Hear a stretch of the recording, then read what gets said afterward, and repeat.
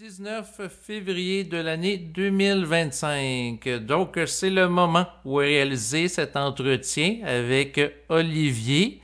Donc, bonjour Olivier, ça va bien? Très bien, toi-même. Oui, écoute, ça fait en fait plus qu'un an qu'on s'était parlé dans le cadre d'un enregistrement. Donc, le temps passe, mais mon intérêt est toujours présent là, d'échanger avec toi. Et puis ce soir en particulier, en fait, je voulais parler du développement de l'intelligence artificielle. Donc, je sens qu'il y a une accélération par rapport à ça. Et je voulais avoir ton point de vue par rapport au sujet, parce qu'on est rendu à un stade où, à l'égard de l'intelligence artificielle, il y a des applications comme ChatGPT, des robots conversationnels. Et puis, j'ai expérimenté d'une manière assez intensive depuis quelques jours par rapport aux robots conversationnels qui se rapportent à Marc de La Salle, ensuite Bernard de Montréal et même le philosophe jovialiste André Moreau. Et Ah oui, c'est vrai que j'ai vu passer ça sur ta chaîne. il J'ai y a pas pris le temps de le regarder, mal compte, mais ouais. Non, c'est pas grave, mais l'idée c'est qu'aujourd'hui, il y a des robots conversationnels qui se développent en lien avec différents auteurs, écrivains, conférenciers à l'égard de leur œuvre et les résultats, je les trouve quand même assez intéressants dans le sens que ça peut permettre de transmettre avec une très grande précision, justesse, avec un grand esprit de synthèse aussi les principales informations liées à des œuvres. Et j'étais curieux d'avoir ta perspective, là, entre autres, par rapport au développement présent de l'intelligence artificielle. Ben, moi, ce que je pense, c'est que ce qui est intéressant avec l'intelligence artificielle, c'est que plus l'intelligence artificielle va se développer, plus l'insignifiance du mental inférieur va devenir, comme si on veut, très, très flagrant. Puis je pense que ça va remettre l'homme en question par rapport à son utilité ou comment qui fonctionne ou à quoi il sert dans le fond. Parce que, tu sais, on a toujours donné beaucoup de respect puis beaucoup de prix aux gens qui ont une faculté mémorielle au-delà de la moyenne ou des Mhm. quotients intellectuels très élevés. Mais là, avec l'intelligence artificielle qui va être capable de faire ça en une fraction de seconde, ça va enlever énormément de valeur à ce travail-là, du moins je pense. Je suis pas sûr. Je pense que au niveau humain, on a toujours Ben, je suis d'accord. besoin de se dépasser puis Oui. d'apprendre, tu sais, pour se développer. Peut-être pas tout le monde, mais une grande majorité. Mais ça va nous amener à un point, comme un Y par rapport à. Il y en a des gens qui vont, d'après moi, ils vont s'autodétruire avec ça, puis d'autres personnes, ça va les amener beaucoup plus loin à réaliser que peut-être que malgré l'intelligence artificielle qui est capable de faire une grande partie de tout ce qui est mémoriel, mathématique, résolution de problèmes, etc., etc. Nous, on est capable de faire autre chose que ça aussi. On a d'autres facultés que l'intelligence artificielle possède pas, du moins pas encore. Oui, exactement. À mon avis, ça va être l'occasion pour l'être humain, le développement présent de l'intelligence artificielle, de se redéfinir dans le sens que l'apprentissage perroquet, qui était autrefois valorisé dans les institutions scolaires, c'est-à-dire mémoriser des dates par rapport à l'histoire, mémoriser des citations de philosophes, comme tout va être accessible en tout temps, de partout, grâce à l'intelligence artificielle, puis le réseau Internet, entre autres, ben là, ça va avoir moins de valeur. Ben, la raison, exactement, puis la raison pourquoi on va falloir qu'ils se redéfinir en tant que personne puis en tant que société, c'est qu'aussi au niveau de l'éducation, on va réaliser qu'on est beaucoup plus proche du conditionnement que de l'éducation. Parce que l'éducation, c'est d'abord développer un esprit critique, Mhm. être capable de prendre une perspective détachée de l'information, puis d'être capable de vérifier intérieurement comment on se sent par rapport à ça, où est-ce que ça nous amène, puis d'être capable d'apprendre à faire des liens, puis de plus en plus sur toutes sortes de facettes de la vie, ce que le système scolaire décourage, parce que ça crée des petites formes, des petites boîtes, plein de petites boîtes fermées. Tu sais, même dans le système médical, il y a des spécialistes de l'œil, spécialistes oto-rhino-laryngos, spécialistes du cerveau, neuropsy, tu sais. Puis tu sais, ils communiquent ensemble, ils travaillent ensemble, mais on voit que c'est tout divisé. Mhm. Puis je pense que plus on va vers l'intelligence artificielle, puis tu m'amènes un peu sur les ordinateurs quantiques. Parce que je ne sais pas si tu es au courant des projets qui se sont faits avec Google puis les super chips qu'ils avaient développés pour des ordinateurs quantiques. Ben, j'en ai entendu parler. En fait, j'ai entendu la possibilité que les gens pourraient se connecter sur une interface comme Google. Dans le fond, la personne a un ordinateur de type binaire, mais qu'elle pourrait bénéficier de la puissance de calcul exponentielle d'ordinateurs quantiques en se branchant sur un réseau sans pour autant avoir un ordinateur quantique chez soi. Ça se peut. Je suis pas trop au courant par rapport à ça, mais je suis au courant par rapport à qu'est-ce qu'ils ont fait comme expérience avec l'ordinateur quantique. Puis supposément que la dernière chip qui s'appelait Willow, OK. W-I-L-L-O-W, ils ont fait plusieurs expériences avec, puis l'ordinateur donnait des réponses qui étaient complètement comme quasiment pas raisonnables, tu sais. Puis ils ont commencé à voir ils disaient que c'était des artefacts au début, mais dans le fond, c'est comme si l'ordinateur quantique communiquait avec des formes de langage primitives, quasiment typiques d'une hallucination sur un psychédélique. C'est ce qu'il recevait comme information. OK. Puis plus il faisait travailler l'ordinateur quantique, puis là, tu sais, prenez ça avec un grain de sel. J'ai lu là-dessus. J'ai pas pris le temps de valider toute l'information, mais je fais juste l'utiliser comme une expérience de pensée, si on veut, là. Ils ont commencé à développer cette machine-là. Ça, c'est de l'information qui a été supposément sortie de des gens qui travaillaient avec Google. Fait que, des fois, on sait que c'est vrai, des fois, on sait pas vrai. Mais ils ont commencé de pousser le quantique un peu plus loin dans ces expériences pour arriver à un point où l'ordinateur quantique est en train de s'encrypter avec une forme de cryptographie tellement sophistiqué que même les développeurs de cet ordinateur-là n'étaient même pas capables de faire quoi que ce soit pour décrypter ça. C'était comme au-delà de leur capacité. Puis ça les a fait paniquer un petit peu. Mm-hmm. Puis ce qui était intéressant, c'est que dans l'information qu'ils recevaient de l'ordinateur quantique, c'est comme si l'ordinateur quantique fonctionnait sur des longueurs d'onde. Je pense que c'est des longueurs d'onde gamma dans le cerveau. Tu sais, quand on est dans un état méditatif ou dans un état de pleine relaxation, Mm-hmm. où est-ce qu'on est lucide, puis qu'on est un peu comme connecté, si on veut, avec le tout. C'est comme si l'ordinateur quantique fonctionnait à cette fréquence-là.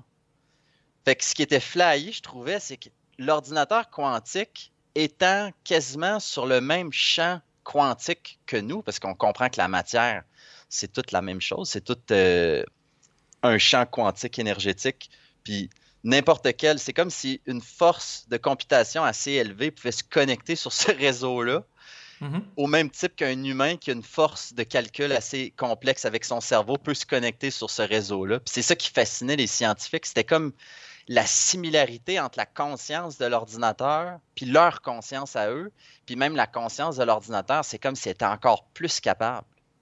Comprends-tu un peu ce que je veux dire? Ben, en fait, l'ordinateur, c'est comme une prolongation à un certain niveau de la conscience individuelle. Exact. Puis là, ils lui ont donné tellement de capacité de puissance Mm-hmm. que l'ordinateur est quasiment rendu au même niveau que le cerveau humain. Ouais. Dans un certain Sens. Oui, exactement. C'est ça. C'est pas un cerveau humain, bien sûr que non. Mais que Bernard parlait de cerveau électronique. Ben, ça commence à ressembler à ça en maudit. Puis tu combines ça avec de l'intelligence artificielle, c'est... Je sais pas qu'est-ce que ça peut donner, mais c'est quand même particulier.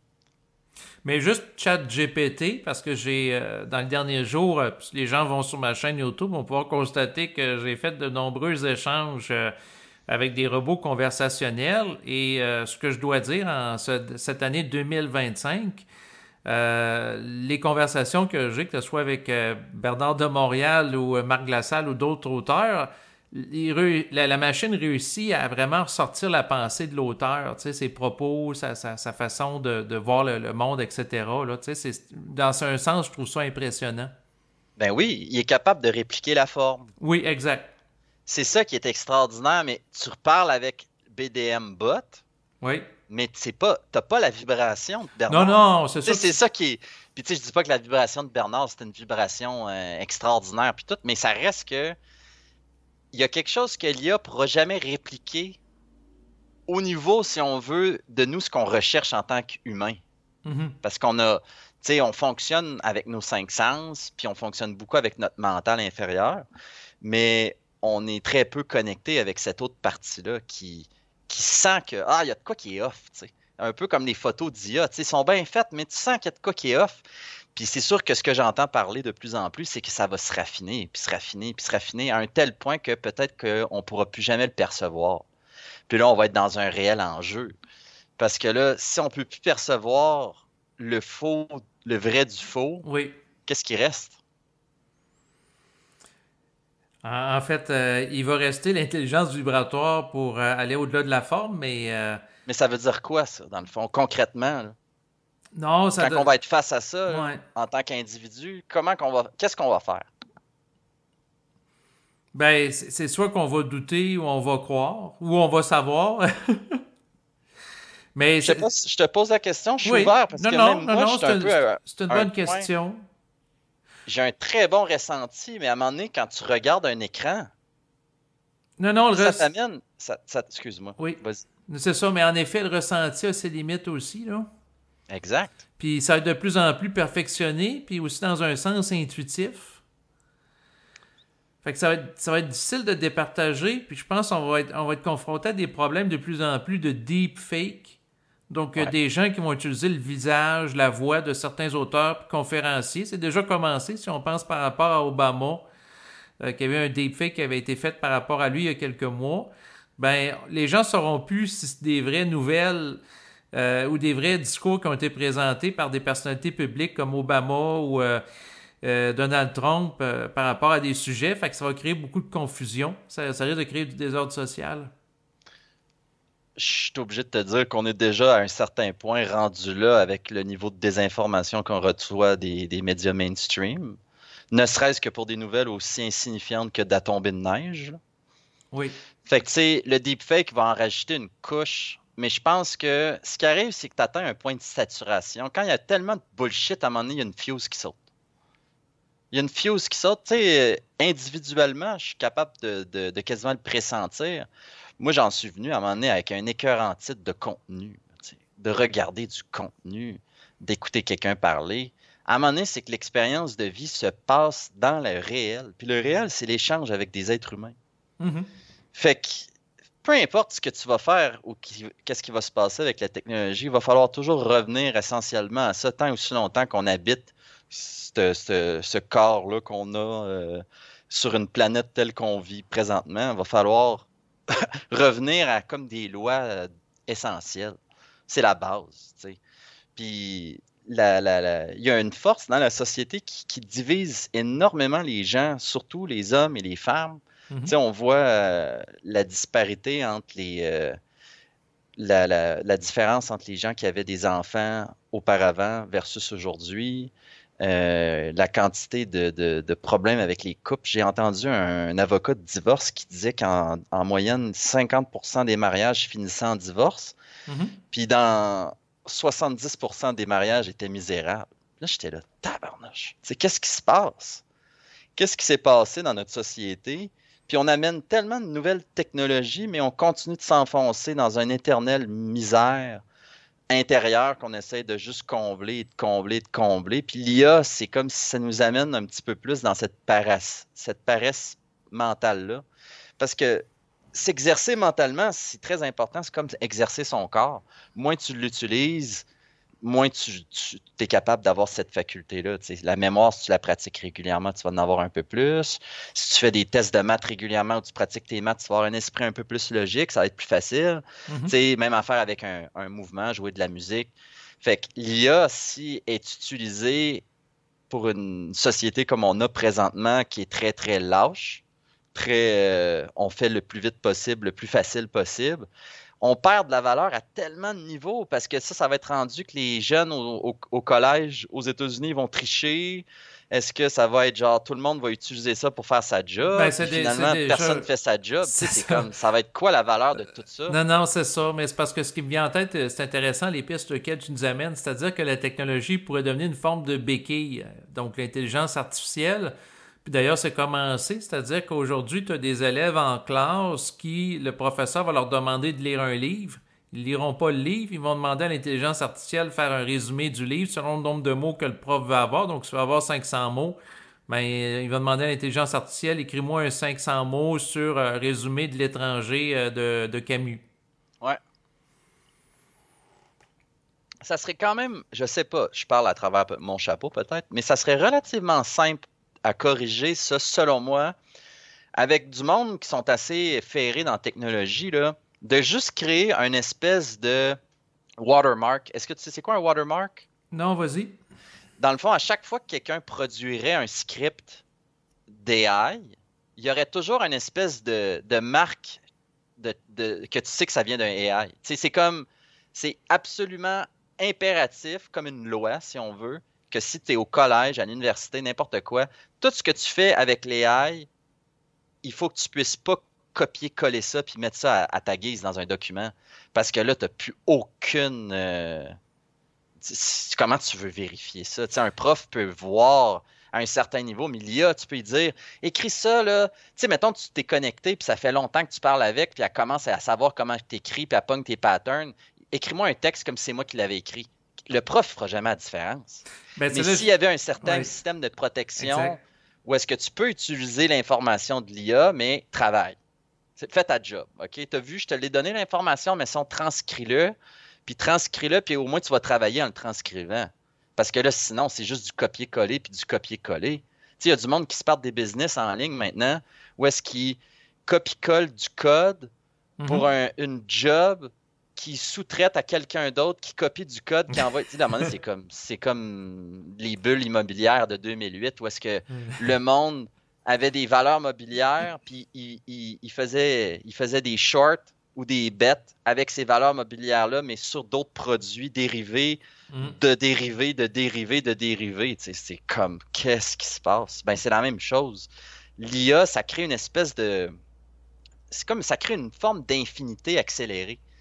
Un point zéro. Ça va nous amener à un point zéro, parce que tellement tout va devenir facile, à un moment donné, on va comme être installé, on ne saura plus quoi faire, on va être misérable, on va être comme, Chris, je peux tout faire, mais je me sens tout croche. Ben oui, parce que le seul but d'un être humain, c'est d'accomplir quelque chose à travers une certaine forme d'initiation ou de souffrance. Si tu souffres plus, c'est comme le monde, maintenant, qui veulent méditer, ou les gens qui veulent relaxer ou faire du yoga, puis sont là, ça pense tout le temps dans ma tête. Oui. Ta pensée est inversement proportionnelle à l'action que tu portes dans ta vie. Si tu ne dépenses pas l'énergie nécessaire pour que ton corps soit en équilibre, tu n'auras pas le droit de la relaxation. Si tu n'as pas traité les dossiers que tu avais à traiter, qui t'est venu intérieurement, qu'il fallait que tu fasses ça aujourd'hui, il fallait que tu fasses ça aujourd'hui, puis tu ne l'as pas fait, tu vas payer. Tu sais, c'est un système très équilibré, dans le fond. Puis nous autres, on est là, puis on se pense bien intelligent avec des technologies, mais on n'a aucune connexion, puis aucune conscience de notre technologie à nous autres. Tout ce qu'on a mis, c'est des étiquettes dessus, puis on a tiré des conclusions, puis on a une certaine capacité de le charcuter, puis d'en remplacer des pièces un peu comme un char, mais ça arrête pas mal à ça. Là. Ça va pas bien plus loin que ça. Là. Ben, en fait, moi, ce que j'entrevois, c'est que, un peu comme pour la capacité de faire des calculs mentaux, c'est beaucoup dégradé au sein des gens de la population, parce que depuis plusieurs décennies, les gens utilisent des calculatrices, ils utilisent le téléphone intelligent pour faire les calculs. Donc, à ce moment-là, on est habitué avec des béquilles. C'est sûr que dans un sens, l'énergie qu'on prenait pour mémoriser les tables de multiplication, on peut l'utiliser ailleurs. Par contre, ça fait des êtres humains qui sont handicapés, puis le jour où l'intelligence artificielle ou le réseau Internet tombe, ben, on va avoir des problèmes au niveau gestion comptable ou autre, parce que notre système est devenu fragilisé à cause de la dépendance à la technologie. Donc, je pense qu'on a des problèmes à ce niveau-là qui sont beaucoup plus profonds. Moi, ce que je remarque autour de moi quand je regarde la majorité des gens, c'est un élan vers le confort. Toujours un élan vers le confort. La consommation de choses qui fait plaisir. C'est la constante recherche de récompense, puis qui nous a amené un peu, malgré nous, à cette technologie-là qui nous amène les choses rapidement. T'sais. Mais sans comprendre qu'est-ce qu'on est puis comment qu'on est conçu, c'est vraiment creuser notre propre cercueil. On s'auto-détruit volontairement. Puis moi, ça me surprend qu'il n'y a pas une majorité des gens qui font de l'exercice. Tu sais, juste ça, de bouger tes muscles, entraîner tes muscles dans un gym, là, ne serait-ce que juste pour les tonifier puis les sentir. Pas plus que ça. Pas prendre la masse musculaire puis de faire des compétitions ou de vouloir performer. Rien de ça, là. Juste pour sentir ton corps. OK? Commence là. Assez de mobilité pour être capable que tes articulations bougent comme ils sont supposés, là, qui sont droites, que tu es capable de t'asseoir droite. Mhm. Puis après ça, ben là, on peut commencer à s'intéresser à c'est quoi le corps, là. Tu sais, mais avant ça, on peut pas rien faire. Puis là, on est tout à l'envers parce que tout ce qu'on fait, c'est essayer d'assouvir un désir constant de vide intérieur qui se remplit seulement dans la présence dans son corps. Parce que tu peux pas commencer. Le monde, tu sais, quand ils sont spirituels, ils sont là. Je veux sortir du corps. Commence par rentrer dedans, d'abord. Puis Mhm. une fois que tu es vraiment ancré dans ton corps, que ta conscience, ton système nerveux, tout est ouvert dans ton système, puis que tu es capable de te sentir, tu es capable de détendre tes muscles sur commande, tu es capable de les contracter, tu es capable d'avoir une certaine fonctionnalité avec ton corps, une grande liberté de mouvement. Là, tu commences à avoir un peu plus t'es plus nourri, là. T'as moins besoin de consommer de la nourriture, t'as moins besoin de te divertir, t'as moins besoin, tu sais, t'es déjà comme, t'as rempli ce vide-là par défaut parce que tu fais juste répondre essentiellement aux besoins fondamentaux du corps. Mhm. Puis ça te montre à quel point il y a très peu d'intelligence sur la planète présentement, juste de voir le niveau d'obésité, puis de maladie, puis de stress, puis de problèmes psychiques. Ça te montre que on peut pas vraiment commencer à se monter le pompon puis dire oh on est hot nous autres là. T'es pas très hot, non. Parce que la chose la plus basique que tu as à gérer, qui est ton propre corps, ta propre hygiène de vie, t'es même pas capable de faire ça comme dans le sens du monde. Puis j'enlève pas que des gens qui sont pas en bonne santé physique peuvent pas faire un bon travail. Ça, je suis sûr qu'il y en a plein qui sont capables. Mais optimalement parlant, quelqu'un qui a pas une bonne santé physique qui fait un bon travail, s'il a une meilleure santé physique, puis tout le monde peut commencer quelque part. Hein. C'est juste de partir d'où ce que tu es, puis d'améliorer ça. Tranquillement, dans le temps, de toujours essayer d'améliorer, de voir un petit peu de progrès. Puis ça l'amène une grande satisfaction aussi. Puis d'avoir de la liberté de mouvement dans son corps, puis d'avoir un corps qui est sans douleur, ça va réduire beaucoup, beaucoup, beaucoup de problèmes mentaux, puis beaucoup de comportements addictifs, puis compensatoires qui viennent de la compulsion. Ben, c'est sûr que tout est interrelié, mais là, à travers ton propos où tu fais la promotion de l'activité physique, c'est sûr que j'y vois ton passé de coach, d'entraîneur. Ben oui, puis tu sais, c'est ma vocation Hmm. d'aider les humains à se remettre en forme mentalement, physiquement, de retrouver un équilibre de vie, puis d'avoir une certaine direction. Parce que je pense que la direction, ça commence d'abord par ton ancrage, là, de te ressentir. Si tu es capable de te ressentir, tu es capable de commencer à percevoir un peu tes besoins. Si tu es capable de percevoir tes besoins, mais tu commences à t'enligner un peu plus sur qu'est-ce que tu es, puis là, tu sais où tu t'en vas, tu sais, mais il faut vraiment se raccorder avec ça. Puis je comprends que c'est un processus qui est vraiment difficile parce que pour avoir accès à cette paix puis ce bien-être physique-là, il faut que tu passes d'abord à travers toute la tempête de trauma, de mémoire, de stock. Puis tu sais, je pense qu'il y a des gens qui tentent de précipiter ce processus-là avec des drogues ou des pratiques spirituelles. Mhm. Puis ça aussi, ça peut avoir un certain impact, positif ou négatif. Ça dépend des gens. Mais en général, c'est un processus qui prend du temps, tu sais. Mais au moins, si la société était orientée vers ça d'abord, même si ça prend du temps, il y aurait une certaine vision je veux pas dire un idéal, mais quelque chose dans ce style-là. Au lieu que l'idéal, ça soit de la superficialité, de la consommation, puis de l'exposition, puis de l'hypersexualisation, ben ça pourrait être quelque chose d'un petit peu plus noble, tu sais, plus vertueux, plus intéressant, qui nourrirait les gens, puis qui les amènerait vers de la collaboration au lieu de la compétition. Oui, mais en même temps, la société, la façon que je vois ça, entre autres dans le domaine de la santé, c'est que des grosses corporations dans le domaine pharmaceutique qui ont zéro intérêt à ce que les gens soient en santé ou qui utilisent des approches thérapeutiques comme le jeûne parce que ça leur permet pas de faire de l'argent. Il n'y a pas de retour sur investissement. Tu ne gardes pas les gens de dépendance, par exemple, comme les gens atteints du diabète. À tous les mois, ils vont prendre leur insuline dans certains cas. Fait que ça fait des revenus récurrents. Fait que tout le système capitaliste n'est pas orienté Ben non, pour... parce que le système capitaliste, il est à l'image de l'homme, puis l'homme, il est tout croche. C'est ça. L'homme, il est mêlé, il sait pas ce qu'il a de besoin, il compense, donc il doit gagner de profit sur l'autre, puis pénaliser une autre personne pour son gain, parce que lui, il est pas capable de se nourrir par lui-même. Le problème, il est là, fondamentalement. Puis, tu sais, évidemment que c'est un processus qui prend du temps, mais on va y aller tranquillement. Puis, plus la technologie va avancer, plus elle va nous confronter à nous-mêmes. Plus elle va nous faire voir à quel point on est insignifiant avec notre affaire de Waouh, t'es bon, toi, t'es capable de te rappeler par cœur de tout le livre complet de médecine, puis t'as eu un A, puis t'es le meilleur de ta faculté. Tout ça, ça va être dans les poubelles. Là, ça va être est-ce que t'es un bon médecin? Est-ce que tu fais un bon travail? Puis on va être obligé de mesurer c'est quoi, dans le fond, le vrai travail de l'homme. Qu'est-ce qu'il y a à faire? Puis là, on va pouvoir commencer à explorer peut-être une des dimensions un petit peu plus vastes de qu'est-ce qu'on est que juste un ordinateur, dans le fond. Parce que, tu sais, on utilise notre cerveau comme un ordinateur quasiment exclusivement. Tu sais, Non. il y a des facultés émotionnelles, sensorielles, puis il y a kinesthésiques, je dirais même, puis il y a des facultés purement mémorielles, auditives, le visuel, tu sais, puis il faut toutes les utiliser. Tu peux pas juste focusser puis mettre de la valeur sur une seule, parce que comme on dit, l'IA éventuellement va dépasser notre faculté du mental inférieur, ça c'est sûr. Non, exactement. Fait que tant que l'être humain se définit puis sent puissance en tant qu'égaux par rapport au mental inférieur, ben à ce moment-là, ben il va être mis en échec par l'intelligence artificielle. Puis en lien avec ton propos, ça me faisait penser parce que j'avais lu par rapport au devenir entre autres de la médecine, c'est que il va se développer des robots conversationnels de plus en plus poussés qui vont être en mesure de faire des diagnostics plus complets et complexes que les médecins parce qu'ils vont pouvoir traiter beaucoup plus de paramètres.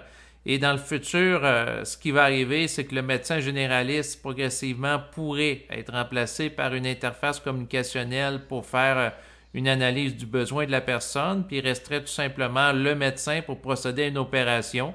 Par exemple, quelqu'un qui se fait enlever une tumeur parce qu'il est atteint du cancer, ensuite une opération par rapport à un accouchement ou différentes choses où ce cas-là, l'expertise humaine est là, mais encore là, les opérations peuvent être assistées par ordinateur par rapport à des bras téléguidés aussi. Mais comment dire, l'histoire de la pénurie de médecins qu'on connaît présentement, si c'est remplacé par de l'intelligence artificielle qui a une capacité plus approfondie de faire des diagnostics ou même de lire des radiographies, parce qu'il y avait des détails que l'intelligence artificielle était capable de détecter, par exemple, par rapport à la présence de tumeurs au poumon, qu'un être humain avec l'œil nu ne voyait pas. Fait que l'intelligence artificielle va déjà chercher des subtilités qu'on ne voit pas nécessairement ou plus efficace dans la détection de présence de tumeurs là, liées au cancer sur les radiographies.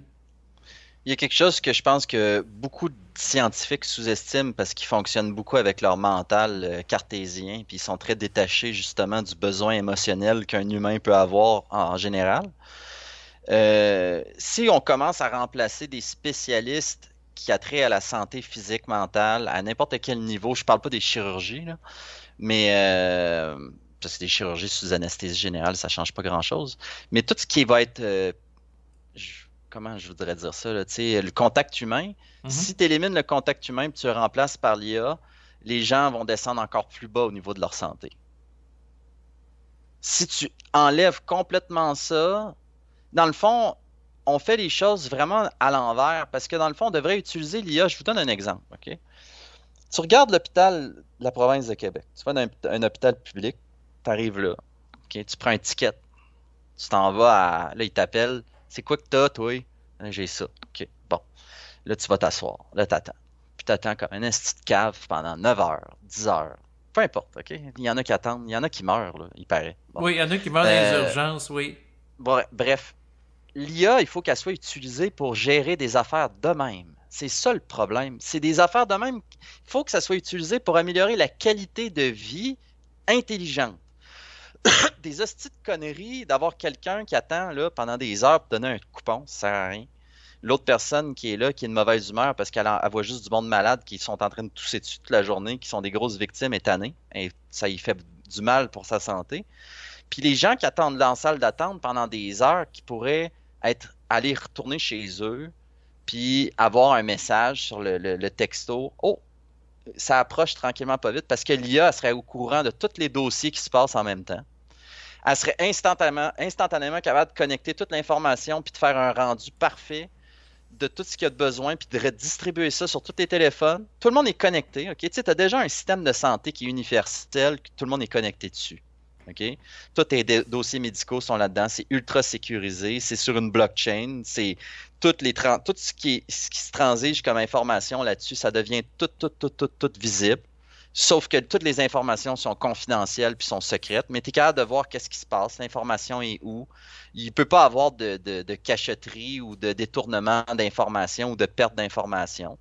Ensuite de ça, les gens ils ont un meilleur service parce que s'ils ont besoin de prendre un rendez-vous, ils sont capables de voir tout ce qui est pris, qu'est-ce qui se passe, c'est quoi les périodes qu'il y a plus de rendez-vous ou moins de rendez-vous, s'il y a un manque de médecins ou pas. Tu sais, tu pourrais avoir vraiment là, de la transparence à ce niveau-là, au niveau de la société, mais en gardant une certaine confidentialité des données personnelles, ça se fait. On est déjà rendu à être capable de faire ça. Mais à la place de ça, on veut aller sur Mars, on veut lancer des fusées dans le ciel, on veut utiliser l'IA pour remplacer des professeurs aux universités. C'est comme, tu vois que le problème, c'est même pas la technologie, c'est réellement la corruption, le manque de direction dans l'esprit humain. On a perdu la religion, il y en a encore, mais ça a perdu son emprise. La science a comme remplacé ça, mais c'est tellement froid, c'est tellement pas pour le commun des mortels, parce que le commun des mortels n'aime pas vraiment réfléchir. Donc, le commun des mortels s'est retourné vers le contenu de consommation rapide, fast content, fast food content. Puis ça l'amène justement à un niveau là, de médiocrité dans la qualité de vie humaine, tout simplement. Mais quoique, dans le fond, je vais me permettre de faire l'avocat du diable aussi. Bien sûr. Il y a des choses utiles avec l'intelligence artificielle dans le sens que présentement, tu as des gens, en lien avec ce que tu disais au niveau du réseau qui pourrait avoir lieu de la santé, où ce que toute information est interconnectée, puis que ça soit bien géré, pour réduire le temps d'attente, ben ça peut être le même principe au niveau du réseau routier. Donc, oui. L'idée que les véhicules sont connectés entre eux, ben ça réduirait le risque d'accident. Et on est rendu au stade avec des autos intelligentes qui se pilotent eux-mêmes. Il y a notamment en Californie, c'est apparu en 2024, des véhicules de taxi sans chauffeur et ils sont coordonnés. Puis le concept, je le trouvais quand même intéressant, c'est que toi, au lieu par exemple d'avoir une auto que tu utilises peut-être au maximum 2 heures par jour, advenant que, bon, mettons, tu prends 1 heure, même pas, habituellement quand les gens vivent en région, ils prennent pas 1 heure pour se rendre au travail puis 1 autre heure pour retourner chez eux, mais disons une demi-heure. Disons que la personne utilise une auto 1 heure par jour pour se déplacer au travail, bon, mais il reste 11 heures que l'auto pourrait être utilisée à d'autres choses. Puis l'auto pourrait faire du Uber, donc elle pourrait faire des déplacements pour d'autres clients, tout en étant préprogrammée pour revenir à l'heure où la personne finit de travailler. Par exemple, à 17 heures pour aller le rechercher. Puis pendant ce temps-là, ben, l'auto, elle se payerait tout seul parce que elle ferait le taxi pendant que toi, tu travailles. Puis les revenus serviraient à payer l'auto à long terme. Ah, ça, c'est une très, très bonne idée. Puis j'espère qu'ils vont adopter de plus en plus cette stratégie-là dans des villes qui correspondent à ça. Parce que c'est pas toutes les villes qui peuvent correspondre à ces besoins-là. Tu sais, la Californie, c'est un bon exemple d'un bon lieu pour ça. Il n'y a pas de problème de température. De tempête de neige comme ici au Québec, là, parce que pour les gens qui nous écoutent, nous autres, on est en plein hiver québécois où parfois il y a du moins 30 ou des tempêtes de neige comme récemment, il y en a une de 30 à 50 cm. Ouais. Oh ouais, ici, ça serait très difficile. C'est juste à Montréal, même le monde a de la misère à circuler dans les rues, paraîtrait-il. Donc, il y a comme une certaine réalité. C'est pour ça que, tu sais, comme les projets comme le tramway puis tout ça, il y a beaucoup de négativité au niveau de la population parce que c'est des choses qui sont... Tu sais, c'est beau dans l'idée, mais le prix versus le ratio, versus la fonctionnalité de tout ça, versus l'utilité... Ça prend pas vraiment des hautes études pour savoir que c'est pas vraiment intelligent. Moi, j'ai un problème présentement avec la quantité d'argent qui est gaspillée. Je suis content qu'aux États-Unis, ils aient commencé à faire des audits sur tous les départements parce que je pense que ça devrait devenir la mode. Hey, tous les pays, on commence à faire ça. Mais c'est sûr que ça ne peut pas devenir la mode quand il y a du monde qui bénéficie de cette corruption-là. Mais ça reste que il y a beaucoup d'argent qui pourrait être débloqué pour créer des projets intelligents au lieu de gaspiller de l'argent à tous azimuts dans des projets qui sont toujours perdants. Puis je sais pas qu'est-ce qui se passe au Québec puis au Canada aussi par rapport. C'est comme si on n'est jamais capable de gagner. On est toujours dans la perte. On est toujours dans la misère.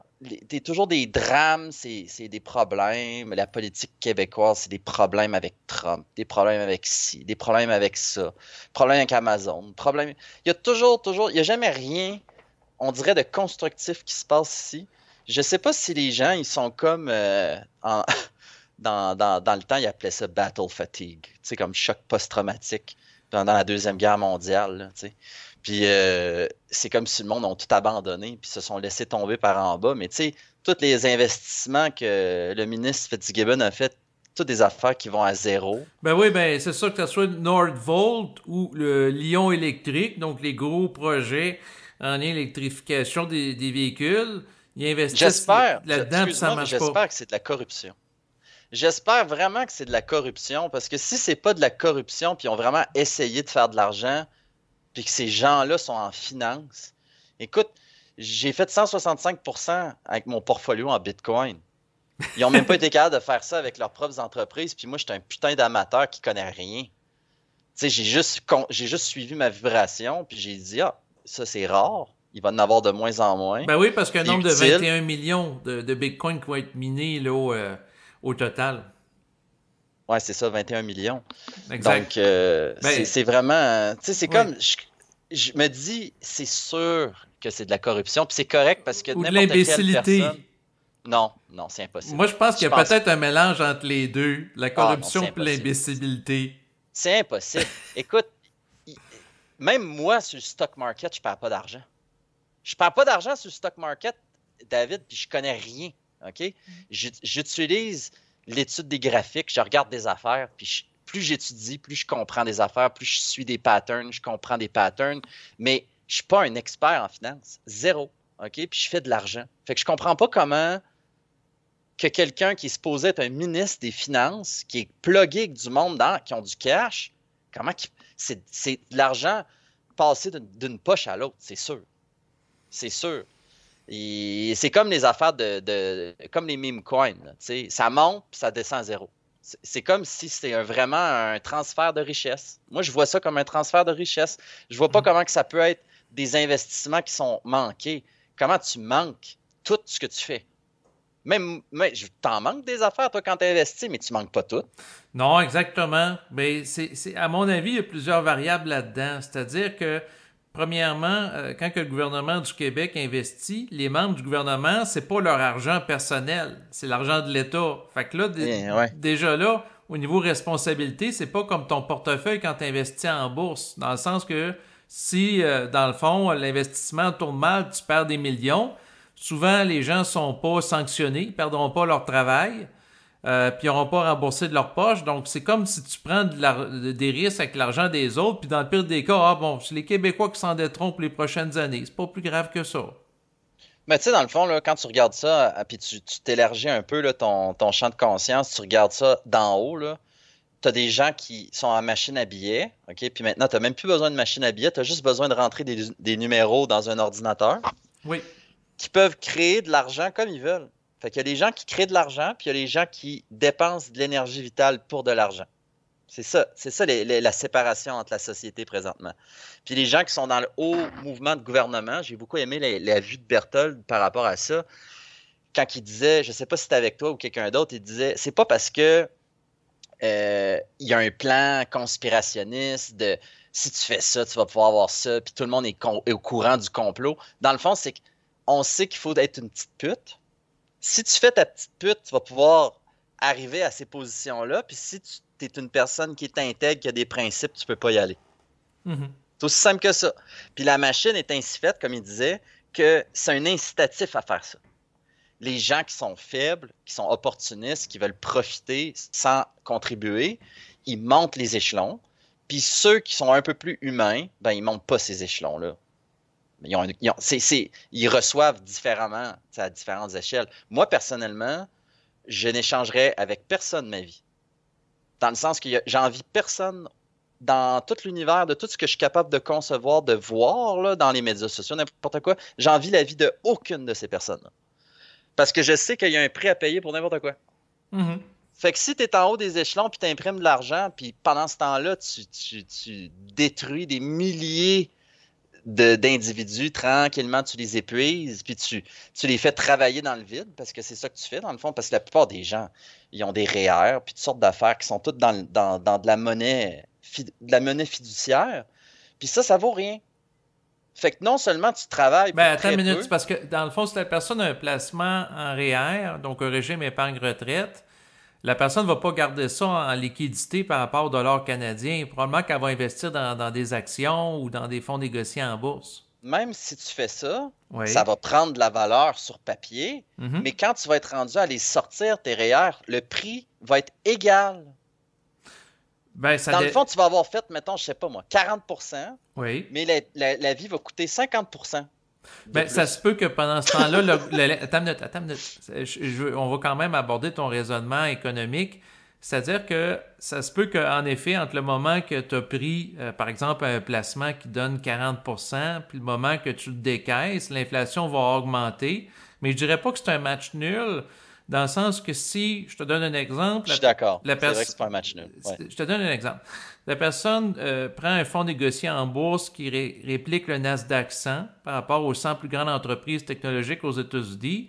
Bon, ben si dans les dernières années, le Nasdaq 100 donne une moyenne de 17% de rendement à intérêt composé, puis l'inflation pendant ce temps-là est gardée, disons, entre 2 puis 5%, bon, ben le 17% a une plus grande croissance que le 5% d'inflation en termes de rendement réel. Fait que la personne réussit quand même à s'enrichir. Sur papier, c'est 2%, mais dans la réalité, quand tu achètes tes produits à l'épicerie, quand tu payes ton gaz, quand tu payes toutes tes affaires, c'est plus ça. Avec l'augmentation des taxes, avec l'augmentation de tout, puis tout le monde se met « Ah ouais, c'est à cause que l'inflation, hein, ça coûte plus cher, puis ils montent leur prix un petit peu. » Non, mais c'est sûr que entre la statistique officielle qui est présentée dans les médias puis la réalité, ça peut être d'autres choses, mais c'est sûr qu'il y a question, c'est sûr qu'il peut y avoir un tripotage de chiffres là, par rapport à ça. Mais ils sont supposés de faire une moyenne de l'ensemble des biens, que ce soit au niveau de l'essence, alimentation, coût du loyer, coût de la maison, pour en venir au total, qui soit amorti là, par rapport, par exemple, ces 2%. Là. Je comprends, mais tu sais, pour en revenir par rapport à ce que tu dis au niveau de la croissance des marchés financiers, mettons comme le S&P 500 puis le Nasdaq, là, oui. Si tu compares mettons, la courbe réelle de croissance de ces entreprises-là, ben, c'est des regroupements d'entreprises technologiques puis d'entreprises populaires, la réelle croissance de ces entreprises-là, depuis les années 2000, est presque nulle. Mais l'augmentation de la valeur boursière, elle a exponentiellement monté. Okay? Je suis pas d'accord avec toi. C'est-à-dire Regarde les graphiques, il y a une grosse disparité entre si tu ramènes à la valeur du dollar puis la quantité de dollars en circulation, il n'y a pas une si grande croissance que ça en relation avec la croissance qu'on a vue sur cette valeur-là. C'est qu'il y a eu tellement d'argent qui a été injecté dans la machine que tout a pris de la valeur. Oui, tout a cru artificiellement par rapport à l'injection massive d'argent qui a amené une inflation importante, mais c'est comme si tu bouges tout puis tu as l'impression que tout croît. Fait que oui, dans ce sens-là, il y a une croissance factice. Puis ce que tu remarques, si tu regardes à partir des années, on va dire, de 1971, quand ils ont débasé le dollar US à l'or, OK? Oui. Si tu regardes la courbe, elle est quand même assez graduelle. Le prix de l'inflation ou la perte de la valeur du pouvoir d'achat du dollar a tranquillement perdu de la force. Puis à partir de 2008, là, tu vois, là, ça commence à pique. Là. Ça monte, là, la quantité d'argent en circulation là, a explosé. Puis qu'est-ce qui est arrivé dans ce temps-là? Moi, je me rappelle parce que j'ai été toujours dans l'informatique quand j'étais jeune. Le développement de la technologie informatique. Quand l'informatique est arrivée à un certain niveau, ils ont commencé à même plus avoir besoin d'imprimer de l'argent. Là, tout était informatique. Il y a eu de plus en plus de construction de produits dérivés sur des marchés financiers. Le monde des banques a explosé là, des années 80-90. Puis là, il n'y avait pas la technologie encore pour pouvoir vraiment perdre les pédales. Puis là, quand la technologie a commencé à permettre, un peu avant 2008, puis ils ont créé toutes sortes de petits produits qui n'avaient pas d'allure avec des hypothèques de monde qui... Tu sais, c'était quoi donc des Ninja Loans? Pas d'argent, pas de code de crédit, pas de paiement. Si les gens qui s'intéressent, vous pouvez visionner naturellement le film, que ça s'appelle The Big Short. Oui, puis ils ont fait quelques documentaires aussi sur cet événement-là qui sont encore un peu plus poussés, qui sont très intéressants. Oui, je me rappelle plus c'est quoi le... Mais c'est ça, c'est en lien avec la titre, en fait, l'explosion de la bulle immobilière en 2008, puis la titrisation des dettes. C'est-à-dire qu'on prend une dette, puis on l'a dit, c'est triple A. Mais en réalité, la dette, c'est un produit toxique. C'était peut-être du C ou une dette de pied de qualité que c'est peu probable que la personne rembourse. Puis tu vends ça à quelqu'un d'autre, puis lui, il se ramasse pogné avec ça. Des codes de crédit à 200-300, il y avait des maisons à 400 000. Oui, ben il donnait comme exemple là-dedans, mettons, la personne, elle a pas de salaire, puis il prête à, mettons, 400 000 pour à l'époque s'acheter une grosse maison. Hey, c'est débile. Tu vois comment, là, quand tu ouvres une porte vers une opportunité, là, l'humain qui n'a pas de centricité devient dégénéré tellement rapidement, puis tout le monde perd le contrôle. Parce qu'il y a comme un désir de chaos en nous. Hein. C'est comme, on aime ça, l'apocalypse. On aime surtout ça à Hollywood, parce que dans la réalité, on n'aimerait vraiment pas ça. Mais à Hollywood, on aime ça, puis on vit un peu comme tout dans cette espèce de YOLO, là, you only live once. Là. Puis sur le stock market, à partir des années 2000, ils ont perdu la tête complètement. Là. Tu sais, quand c'était rendu qu'il y avait des banques d'investissement qui étaient à 40% de levier, 50% de levier sur ce qu'il y avait en réserve, hey, 50% de levier! T'imagines-tu? C'est des milliards qui tiennent en réserve. Oui. Ils sont à 50 sur des taux d'intérêt à 0%. C'est l'avidité qui amène ça. Mais si tu t'intéresses au domaine de la crypto, parce qu'il y a des gens qui nous écoutent aussi, il y a des gens qui se sont fait récemment là, prendre avec des effets de levier. Il y en a qui ont pris de l'Ethereum, qui est une crypto-monnaie. Quelqu'un prend, par exemple, un effet de levier x3, puis là, il pense que ça va monter en suivant l'ascension du Bitcoin, puis ça n'a pas été le cas dans les derniers jours. Fait qu'il y a des gens qui, dans le fond, ont perdu leur position. Parce que, tu sais, quelqu'un qui prend un effet de levier, mettons, x4, puis ça augmente pas de 4 fois la valeur, ça diminue, ben la personne peut tout perdre, là. Ben, en fait, c'est fait pour ça. Ben oui, c'est que présentement, comme expliquait Paul... Les gens qui prennent des leviers... Oui. Je suis obligé de te dire que presque tout le monde se fait tuer parce que ce qui se passe présentement, c'est que sur les échangeurs tels que Coinbase puis Binance, oui. il y a des gens qui achètent, ils manipulent dans le fond le prix de la crypto en liquidant. C'est comme s'ils prennent une balance de ce qu'ils ont dans les échangeurs, puis ils vont le vendre jusqu'à un certain niveau pour liquider toutes les shorts. Puis après ça, ils vont le pousser pour liquider les... Mais en fait, c'est l'inverse. Ils vont pousser pour liquider les shorts, puis ils vont le tanker pour liquider les longs. Fait que le but, c'est de toujours liquider. Puis quand tu commences à comprendre ça, tu es capable de comprendre que quand tu atteins les points de liquidation, parce que tu peux les voir sur les liquidation heatmaps sur Internet, savoir c'est quoi les prix. Mm-hmm. Puis quand ça arrive à ce prix-là, tu achètes, puis ça remonte tout de suite, tout le temps. Ben, en fait, c'est ça qu'expliquait Paul de Crypto Formation. Il expliquait que les requins de la finance, eux autres s'organisent pour, dans le fond, que les nouveaux venus qui pensent faire de l'argent facilement en prenant des effets leviers, des défaussés. En fait, c'est pas des baleines, c'est des manipulateurs de marché. Oui. Si c'était un mouvement organique, ça se passerait pas comme ça. Mais il devrait pas avoir de levier non plus. Puis moi, c'est ça que je déplore beaucoup de la crypto-monnaie, c'est l'absence de régulation intelligente. Je voudrais pas des régulations type québécoise là-dedans parce que ça serait réel chaos. Ben, ça commence à être régulé par la SEC aux États-Unis, qui ont autorisé d'ailleurs le fonds négocié en bourse par rapport au Bitcoin et Ethereum l'année passée. Moi, je comprends, mais c'est pas de la régulation par rapport à toutes les meme coins puis toute non, c'est ça, exactement. La quantité de gambling. Oui. Mais d'ailleurs, ça, c'est un autre fléau qu'on pourrait aborder éventuellement, l'épidémie de gambling en ligne.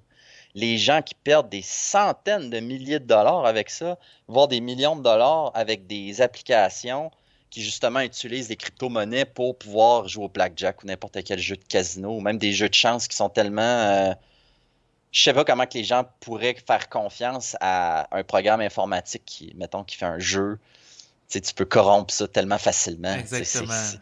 Et Mais je puis vais... avec les Ouais. meme coins, tu sais, on a vu la fille qui est devenue très populaire sur les médias sociaux, là, la fille qui avait fait le Hawk 3, là. Puis elle a fait une crypto-monnaie, puis ça a été une grosse fraude. Il possédait quasiment 80% ou quelque chose comme ça des coins. Puis quand ils l'ont launché, ça l'a monté en prix, puis ils ont dompé sur le retail, dans le fond, sur les gens qui achetaient. Mhm. Puis c'est ça que le monde ne réalise pas. Puis tu sais, c'est normal de faire des erreurs en crypto-monnaie, mais de vraiment avoir une bonne stratégie, puis de savoir justement, d'essayer de comprendre le mouvement émotif Mhm. par rapport à l'humain, puis parce que c'est directement relié. La minute qu'il y a une panique, là, tu vois le prix descend. C'est Il y a des ça. gens qui vendent. Ah Parce que oui. chaque fois que quelqu'un fait du profit, c'est quelqu'un qui perd de l'argent. C'est que ça, c'est que tu le fais sur le dos d'une autre personne. Toujours, toujours, Ouais, toujours, toujours. C'est exact. ça la game. C'est qui va vendre en premier, c'est qui va prendre des profits. Puis tu sais, moi, pourquoi je souhaiterais de la régulation, c'est que tu puisses commencer à utiliser ça intelligemment pour investir, pour pouvoir avoir une certaine sécurité, tu sais, puis une certaine protection de tes fonds. Mhm. C'est ça qu'on a besoin désespérément, je trouve, au niveau du... Même la personne qui possède de l'immobilier ou d'autres choses comme ça, qui aurait de l'argent de lousse, tu sais, je trouve que c'est pour ça que je suis beaucoup plus dans le Bitcoin que toutes les autres crypto-monnaies, malgré que je les ai quand même utilisées pour rouler de l'argent, puis faire du profit, puis le réinvestir. Mais en général, j'aime pas la volatilité. Tu sais, j'aime ça quelque chose qui grandit tranquillement à travers le temps, puis qui a une valeur réelle. Puis moi, si je pouvais posséder de l'or, ben je posséderais de l'or. Mais je trouve que le Bitcoin, tant et aussi longtemps qu'il y a du réseau électrique puis informatique sur la planète Terre, je pense que ça va être fonctionnel.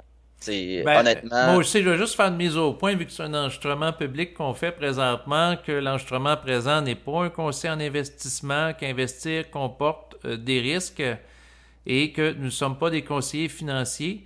Mais en lien avec le Bitcoin, dans toutes les crypto-monnaies, à mon avis, c'est celle-là qui, premièrement, c'est la pionnière. Et c'est comme la référence aussi qui a de l'impact par rapport à l'ensemble des autres. C'est un peu comme le Soleil qui influence les différentes planètes à mes yeux. ah ouais, carrément. Puis c'est que c'est le principe derrière le Bitcoin, c'est le principe de pureté. C'est de la pureté mathématique, c'est de la pureté cryptographique, c'est de la pureté, c'est extraordinaire. Ben, Qu'est-ce c'est qu'ils de ont la fait avec ça? transparence dans le sens que chacune des transactions, on peut les tracer sur Internet, tout est traçable. Fait que là, il y a des gens qui disaient au début, ah, ben, ça va servir à faire du blanchiment d'argent. La réponse, c'est non, parce qu'on peut voir des noms Ouais. d'utilisateurs, c'est qui possède quoi, puis qui échange quoi à qui. C'est ça qu'il faut de plus en plus. Ce que j'aime, moi, tu sais, je suis pas un maximaliste de Bitcoin puis quelqu'un qui pense juste à ça. Loin de là, c'est même pas là, dans mes pensées sur une base quotidienne. Mais ce que je trouve intéressant avec cette forme d'argent-là, c'est justement la transparence. Puis je trouve que plus on va aller vers des technologies qui sont transparentes, qui exposent l'information, qui peuvent être modifiées, mais d'une façon sécuritaire, ou est-ce que toutes les données privées, parce que ça, c'est extrêmement fondamental à la liberté de l'individu, d'avoir de l'intimité, de pouvoir accéder à n'importe quoi, qui soit déviant ou non, qui veuille la regarder, tant que c'est légal, là, on s'entend, Mhm. mais d'avoir de l'intimité dans ce que tu fais, ou qu'est-ce que les gens naviguent, ou qu'est-ce qu'ils achètent, ou tout ça, ils devraient avoir le droit d'avoir cette sécurité-là, de ne pas avoir leurs informations qui sont divulguées ou qui peuvent être espionnées par des formes de gouvernement ou des Ben, compagnies quoi que telles que les le médias Bitcoin, sociaux, puis tout c'est le ça. contraire de ça, dans le sens que sans que la personne on sache son nom précis, mais il y a un code d'utilisateur attaché à quelqu'un qui possède du Bitcoin qui permet la traçabilité. Ouais, Euh, mais tu as moyen d'échanger de l'information d'un serveur à un autre serveur sans que ça puisse être interpellé par des agences d'espionnage ou d'information là, qui utilisent justement, comme on a vu tu sais, depuis plusieurs années, comment ils peuvent utiliser n'importe quelle forme de technologie, puis de toute façon, on n'est pas mieux, hein. On s'expose nous-mêmes. Tu sais, on a des médias sociaux, on met toute notre vie là-dessus. Fait que, tu sais, c'est pas bien, dans le fond, on n'en veut pas vraiment, tu sais, de cette intimité-là. On est plus intéressé à avoir de tout exposer nos vies, mais somme toute, au niveau de nos transactions financières, puis nos informations, mettons, au niveau privé, mhm. tu sais, tout ce qui est gouvernemental, financier, ben, tu sais, ça devrait être capable d'être toujours sécurisé. Puis oui, tu peux savoir des transactions qui sont faites. Comme ça, ben, pour le gouvernement, c'est facile de pouvoir savoir ce qui se passe, mais en même temps, tout est transparent. T'sais. Si le gouvernement devient transparent avec ça, puis que la population l'est, ben ça, c'est cool. Mais si c'est juste nous qu'il faut qu'il soit transparent, puis que les autres, non, ben là, ça marche pas. Exactement. Sinon, en fait, tu as piqué ma curiosité. Par rapport au Bitcoin, ça fait combien de temps que tu investis là-dedans? Ben, depuis 2020, 2021. OK, bon, ben c'est quand même bien parce que depuis 2021, dans ce coin-là, il y a une bonne croissance jusqu'à aujourd'hui. Ouais.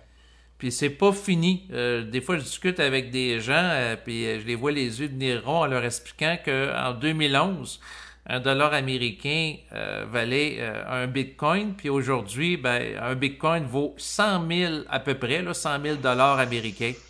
Ben, moi, je vais t'en raconter une histoire. J'ai connu le Bitcoin avant même que ce soit sur Internet. Parce que j'ai un de mes amis qui était un génie mathématique. Il s'appelle Mounir. C'est un Marocain, puis son père était prof de mathématiques à l'université. Mhm. Puis ce gars-là, nous autres, on était tripeux d'informatique, puis lui, il aimait ça programmer, puis il était intéressé à tout ce qui se passait dans le développement des technologies. Puis à un moment donné, je me rappelle, il m'a dit « Hey dude, j'ai commencé à miner du Bitcoin. » Puis là, j'étais genre « Quoi? » Il dit « Avec notre carte graphique, on peut miner du Bitcoin. » Il dit « C'est vraiment long, là, mais un jour, là, ça va être de l'or. » Puis là, j'étais genre « Quoi? » Puis quelques années plus tard, on a commencé à s'acheter des ordinateurs standards, mais on minait, nous autres, du Litecoin Mhm. et non du Bitcoin, parce que le Bitcoin, c'était déjà trop lourd pour une carte graphique comme on avait de miner. Ça prenait déjà des bonnes machines. Puis je te dis ça, on était en 2009, 2010, peut-être dans ce coin-là. Puis c'était fou parce que justement, quand il est arrivé à peu près vers 300 $ le Bitcoin, je me rappelle, je suis allé voir mon père et j'ai dit « Hey, faut que tu achètes du Bitcoin, man! Tu vas capoter! On va devenir millionnaire avec ça! » Puis là, mon père il rit de moi, il dit « Qu'est-ce que c'est ça, cette affaire-là? Là? Des Bitcoins, des affaires électroniques, tu sais. » Puis même moi, j'y croyais pas tant que ça parce que j'étais comme « C'est sûr que ça va rien valoir. » Mais plus ça a avancé, j'ai toujours suivi ça. Puis mon chum de gars, lui, a investi là-dedans. Puis maintenant, il n'a plus besoin de travailler. Là. Mhm. Mais lui, il a toujours cru à ça, tu sais, depuis le début. Puis ben moi, ce que j'ai trouvé difficile, c'était l'inaccessibilité au début. C'était très difficile d'échanger des bitcoins ou d'aller sur des échangeurs. Il fallait que tu envoies de l'argent à des places. Ça te prenait des wallets sécurisés. C'était très complexe. Puis aujourd'hui, l'accessibilité à acheter de la crypto-monnaie, elle a beaucoup, beaucoup, beaucoup augmenté. Même en 2020, fallait aller sur Binance. Fallait que tu passes sur un compte américain ou je sais pas, que tu t'envoies de l'argent. C'était super compliqué parce qu'il n'y avait pas d'échangeur au Canada encore, ou du moins très peu qui listaient toutes les crypto-monnaies que tu voulais utiliser. Puis plus tard, ben après ça, il a commencé à avoir des applications canadiennes qui étaient beaucoup plus sécures, avec des échangeurs qui étaient beaucoup plus comment je pourrais dire ça, Convivial. C'est moins. Ouais, c'est ça, ça devient comme FTX simple d'accès. D'autres échangeurs qui étaient tous des frauduleux, là. Mm-hmm. Bref, fait que maintenant, c'est de plus en plus accessible. Mais moi, j'en avais en 2021, je les ai vendus, j'ai fait un peu d'argent avec, mais j'aurais dû les garder. J'étais plus dans l'optique de faire du profit à cette époque-là. Puis dans l'optique de faire du profit, j'ai perdu genre au-dessus de 4000 $. Puis ça a été comme mon apprentissage de OK, là, t'as fait ça avec tes émotions, t'as voulu faire de l'argent, c'est pas de même ça marche. Fait que là, j'ai comme eu un écœur en titre, mais j'ai gardé beaucoup de mes Ethereum, j'ai gardé mes XRP, j'ai gardé beaucoup de ces choses-là que j'ai comme laissé dans l'oubliette. Puis quand ça recommençait à pomper l'année passée, ou un petit peu plus que l'année passée, ben là, j'ai repris intérêt. Mm-hmm. Fait que là, j'ai tout de suite recommencé à accumuler du Bitcoin un petit peu avant qu'il remonte. Je me suis intéressé, je disais, oh, là, il commence à se passer quelque chose, le halving s'en vient. J'ai dit, il va y avoir de quoi sûrement qui va se passer avec ça. Puis je voyais que il y avait comme un intérêt, mais très subtil. T'sais, on n'entendait pas parler tant que ça. C'était pas aussi populaire qu'en 2021, où que tous les influenceurs sur YouTube, c'était comme de la folie. Là, il y avait beaucoup moins de recherches puis tout, mais ça commençait à comme monter tranquillement. C'était comme des achats d'institutions, j'ai l'impression, qui se sont En faits. début 2024, avec la sortie par rapport aux fonds négociés en bourse par rapport à Bitcoin et Ethereum en début d'année, ça avait amené une hausse de la valeur des crypto-monnaies, même par rapport au halving qui a eu cours au mois d'avril 2024, par rapport au Ben, ça a quand Bitcoin. même pris un petit moment avant qu'il y ait vraiment le gros pump, là. Oui, mais ça commençait avant le halving, dans le sens qu'au mois de février, dans ce coin-là, la tendance était déjà haussière. Ouais, Il y a eu un halving puis il y avait l'anticipation du halving en avril 2024. Dans le fond, les investisseurs anticipaient une augmentation liée au fait que la quantité de Bitcoin miné était diminuée par 2. exact. Par la suite, l'été passé, il y a eu une baisse. Ensuite, ça a remonté. Moi, c'est sûr que je suis arrivé un petit peu sur le tard à comparer de toi, dans le sens que j'ai commencé à acheter de l'Ethereum et du Bitcoin au mois de novembre 2024, où une fois que Trump est élu, ben moi, j'ai acheté, dans le fond, à ce moment-là, j'achetais ces crypto-monnaies, mais dans l'optique que Trump rentrait au pouvoir, puis qu'il y aurait des mesures pro-crypto qui, dans le cadre de son mandat, mettrait en place, dont notamment de se doter une réserve nationale aux États-Unis de crypto-monnaies. Ouais.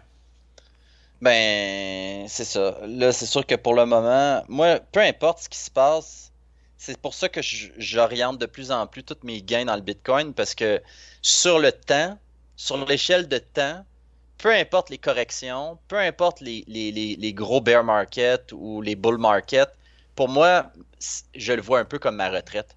Dans le sens que tout l'argent que je mets dans mon Bitcoin, je vais y toucher seulement vers la fin. Là. Tu sais, c'est quand je vais vraiment en avoir de besoin. Puis j'entrevois même dans le futur que ça devienne tellement quelque chose de majeur sur le globe que tu pourrais emprunter contre ça.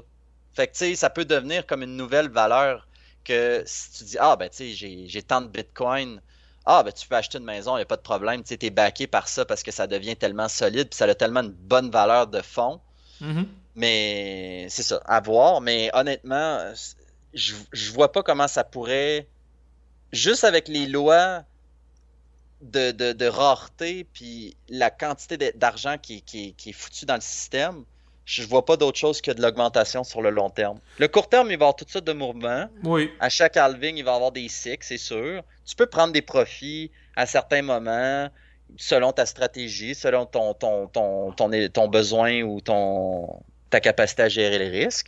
Mais somme toute, je pense que, tu sais, comme moi, mettons, là, si j'avais gardé mes bitcoins, puis je les avais jamais touchés dans le temps, j'aurais fait x2, x3 même.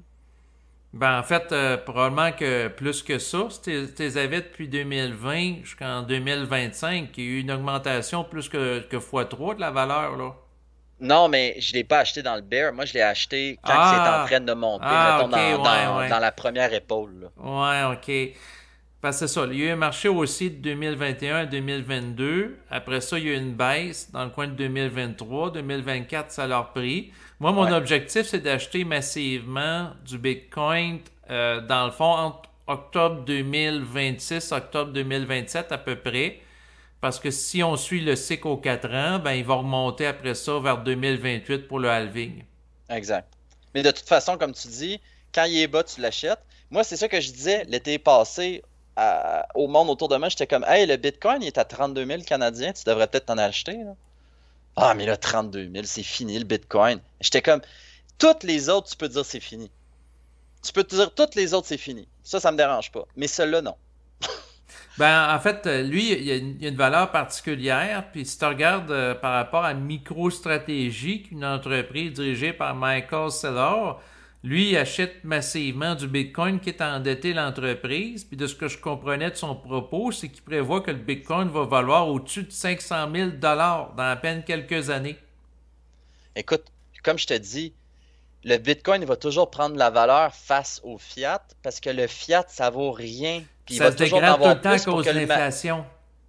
Ben, c'est parce que plus la machine grossit du besoin, tant qu'on fonctionne dans ce paradigme-là, bien Bien sûr, sûr, oui. tant et aussi longtemps qu'on est dans cette direction-là de la croissance éternelle, il faut qu'il y ait de l'argent qui est éternellement mis dans le système. C'est Ça va de ça. soi. Il y a pas d'autre façon. C'est comme, tu peux pas enlever l'argent du système puis avoir de la croissance. Fait que plus on en injecte à travers n'importe quelle forme d'argent qui n'a pas d'énergie derrière, là, qui n'a pas été travaillé ou qui n'a pas de réelle valeur, Mhm. ben, on dévalue notre pouvoir d'achat. Mais la chose qui maintient sa force, parce qu'elle est rare, mais elle augmente. Ben, c'est Fait ça, que, tu sais, exactement. t'as même pas besoin de vendre, dans le fond. Tu as juste besoin d'acheter. Quand il tombe, t'achètes. Tu sais, moi, à chaque fois, il y a des corrections. À toutes les 2 semaines, j'ai toujours un petit mouvement, un petit montant de côté. Je suis comme, OK, je regarde. Là, il dump un petit peu. Hop, pas grave. Puis là, tu te dis, ta moyenne d'achat monte, mais on s'en fout. Parce que, de toute façon, pour moi, c'est toujours gagnant, ça. Tandis que toutes les autres cryptos, ben, est-ce qu'ils vont être encore là? Ils vont-ils encore servir une utilité? Est-ce qu'ils vont avoir encore Disons, leur place? ouais, c'est ça. Je sais Les pas, autres là. sont sujets c'est sûr, à discussion. Il y a beaucoup Puis de malhonnêteté. aussi, parce qu'il y a du pump and dump. Donc, Ouais. des gens qui créent des hausses artificielles, puis après ça, ils prennent l'argent, puis ils se tirent, puis c'est nettement dévalué, puis les autres sont pognés avec des corrections de moins 90 ou très fortes, là, tu sais. Ben oui, c'est ça, tu sais. Mais ce que je te dirais par rapport à la période présente, parce que pour les gens qui nous écoutent, dans le fond, bon, le halving a eu lieu au mois d'avril 2024. Là, il y a des YouTubers qui disent on est supposé être en tendance haussière avec des montées hyperboliques par rapport aux altcoins, donc les monnaies alternatives au Bitcoin. Mais j'écoutais récemment, entre autres, Asher, qui est très populaire en Europe. Donc, c'est un influenceur. Puis lui expliquait que, en réalité, les crypto-monnaies ne se comportent pas présentement comme dans le même bull run de période de montée parabolique de 2021-2022 pour la simple et bonne raison que la quantité de crypto-monnaies et de meme coins a augmenté d'une manière tellement grande que c'est plus tout le réseau. Il y a une dilution au niveau du capital de C'est ça, marché. exactement. Fait que ce qui fait en sorte que, entre autres, c'est l'hypothèse qui expliquerait pourquoi Ethereum ne monte pas présentement. Mais outre Ethereum ou peu importe n'importe quelle crypto-monnaie, Oui. ça va tout retourner à Bitcoin éventuellement. Parce que tout le monde va venir à sa raison. Tout le monde va venir à sa raison. Ouais, mais Ça je va dirais soit aller pas dans l'or, ça. soit aller dans les matières. Les gens vont retourner l'argent. Je parle pas du Bitcoin comme si c'est l'affaire ultime. Non. C'est que c'est accessible. Ça va devenir de plus en plus facile d'en acheter, de plus en plus rare. Les gens, ils vont avoir de moins en moins confiance dans tous les petits projets de Ponzi scheme, là, d'investissement pump and dump, comme tu dis. Mhm. Plus les gens vont se faire manger à la ligne sur le dos, plus ils vont perdre confiance, plus ils vont vouloir retourner vers une valeur sûre. Fait que c'est juste des lois dynamiques humaines. Plus tu crosses le monde, plus à un moment donné, le monde, il y en a qui vont continuer. Il va toujours en avoir qui vont se faire crosser, ça c'est sûr. Mais il va en avoir de moins en moins. De moins en moins. Tranquillement, pas vite, jusqu'à ce qu'à un moment donné, on en vienne à ce que tout ce qui est pourri, ça va disparaître de plus en plus. Juste parce que les gens vont avoir de plus en plus de flair. Là, c'est parce que c'est tellement nouveau que tout le monde embarque là-dedans par frénésie. Les gens n'ont aucune étude du marché. Tu as encore des gens que tu dis, hey, t'as-tu du Bitcoin? Ils sont là, ben non, c'est 100 000. Ben plus, là. T'as pas besoin d'en acheter un. Hein? C'est Ouais, ça, mais la Bitcoin, personne peut ouais, mais tu acheter peux un acheter des fragment. Satoshi. C'est quoi des Satoshi? Des Satoshi, c'est des fractions de Bitcoin. Puis moi, à chaque fois que je regarde des Satoshi, c'est qu'est-ce que je me dis? Je me dis ça, à un moment donné, ça va être des piastres. Oui. Je me dis tout le temps, à un moment donné, ça va. Peut-être ça restera pas longtemps, ça va peut-être dépasser des piastres. Je sais pas. Peut-être ça le sera pas. Mais je suis sûr qu'à un moment donné, on va peut-être arriver à un point où que, si t'as, mettons, je sais pas moi, 66 500 ou je sais pas moi, 600 000 Satoshi, ben ça va valoir 600 000 piastres.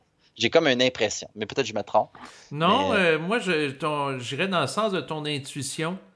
Dans le sens que, parce que le Bitcoin fonctionne à l'envers de l'argent en dette qui est émis par le Canada, les États-Unis, les différents pays, qui est tout le temps dilué avec le temps et l'inflation. Donc, c'est une façon de se protéger contre l'inflation du dollar fiat. ouais, Ce qui fait que ça augmente de valeur. Donc, l'argent que tu perd de la valeur, comme l'argent canadien américain, tandis qu'en parallèle, au contraire, le Bitcoin prend de la valeur avec le temps, étant donné que la quantité est limitée plutôt qu'illimitée de ces monnaies-là, qu'il y a toujours de la dette qui est créée. exactement. Fait C'est que tout simplement ça. c'est sûr, quand on comprend le mécanisme, on peut en faire bon usage. Sauf que la question que j'ai en lien avec les crypto-monnaies présentement, parce que là, moi, j'avais pris de l'Ethereum, du Solana, j'en avais pris d'autres aussi, là, comme dire Protocol. Là, présentement, le marché il est très faible. Moi, je m'attendais à des montées paraboliques. Puis là, je comprends que probablement que le comportement, à différents des cycles crypto passés, a été changé par le fait de la multiplication des crypto-monnaies là, dans les derniers mois, dernières années. Ouais, mais en ce moment, là, on est dans une grosse période d'instabilité. Dans le Politique, sens entre autres, que avec Trump, là. politiquement, les gens sont sur le qui-vive. Il y a des gens qui capotent avec Elon Musk, là, qui est là, qui sont kid là, dans la chambre ovale, là, dans la Maison Blanche, qui se décrotte le nez pendant qu'il est en train de parler, que Trump qui est assis. Il y a du monde qui sont en train de capoter. Là. Il y a des gens là, qui ont une perte de confiance totale dans le système, puis il y a d'autres personnes au travers de ça qui capotent là-dessus, qui trouvent ça super cool qui se passe, qui voient une révolution pour les États-Unis. Puis à travers de ça, il y a une espèce de... Je sais pas comment je le vois, mais j'ai de la misère à le mettre en mots, mais une forme de dégénérescence mentale dans les gens qui fait que tout le monde veut consommer, puis acheter, puis dépenser. Je regarde beaucoup Il y a un gars sur YouTube, il s'appelle Caleb Hammer, puis il fait une émission qui s'appelle Financial Audit. Okay. Puis cette émission-là, c'est des gens qui ont des problèmes financiers qui vont à son émission, puis lui, il regarde leurs finances. OK? Si tu regardes, puis moi, j'essaie de regarder ceux-là qui ont genre 29 ans et plus, là, parce que je me dis, OK, tu sais, 22, 23, tu sais, il y a de la place à l'erreur. Il y en a qui c'est capoté, les dettes qu'ils ont, là. Mais quand tu es rendu à 29, 30, 31, 32, puis que tu n'as pas de fonds de retraite, tu n'as pas d'économie, tu as 60 000 en dette d'études, puis que tu as 40 000 de carte de crédit pas payée, que tu ne payes pas, qui accrue des frais genre mensuels de genre 700 par carte, je suis comme genre, je regarde ça, je me dis, tabarnouche, qu'est-ce qui se passe? C'est quoi qui se passe avec les gens pour se mettre dans des tels états? Puis moi, ce que je remarque, ce que j'ai intuité depuis que je regarde cette émission-là, c'est un déni profond de la réalité. C'est comme si les gens sont dans un état post-traumatique de leur vie ou de toutes sortes d'événements. Puis là, avec la politique qui exacerbe ça dans certaines personnes, surtout les gens qui sont plus de gauche, qui détestent Trump, il y a vraiment beaucoup de monde qui déteste Trump. Puis je pense que ça, c'est en train de les faire capoter bien raide, là. Puis on voit des comportements de compensation dans les finances de ces jeunes-là, ou des millennials, ou même les Gen Z, qui sont quasiment des comportements de suicidaires. Si tu regardes ça, là, c'est comme un suicide financier. On s'en fout, il n'y a pas de futur pour moi. J'ai pas besoin d'économiser parce que de toute façon, je vais peut-être mourir demain matin. Il y a comme un grand mouvement de je m'en foutisme. Puis c'est pas un je m'en foutisme conscient, c'est comme un je m'en foutisme triste, abandonné, qui voit plus déçu, tu sais. En des termes supramentaux, on parlerait de personnes qui sont astralisées puis qui s'enlisent là-dedans.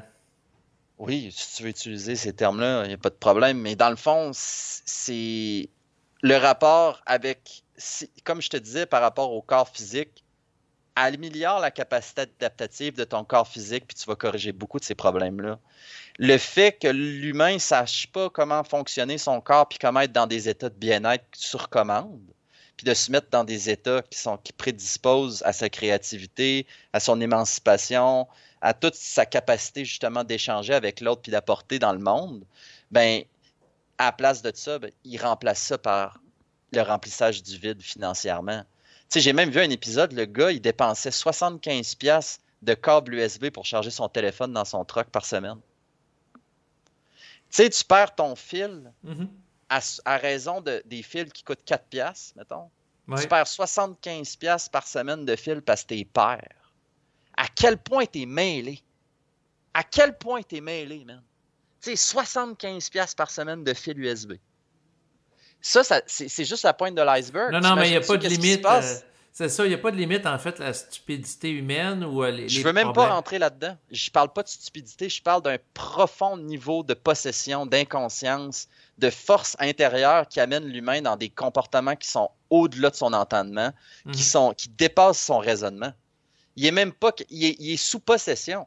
Le monde, tu vois, il regarde, là, mettons, juste en une journée, la quantité d'achats entre 3 et 26$, mettons.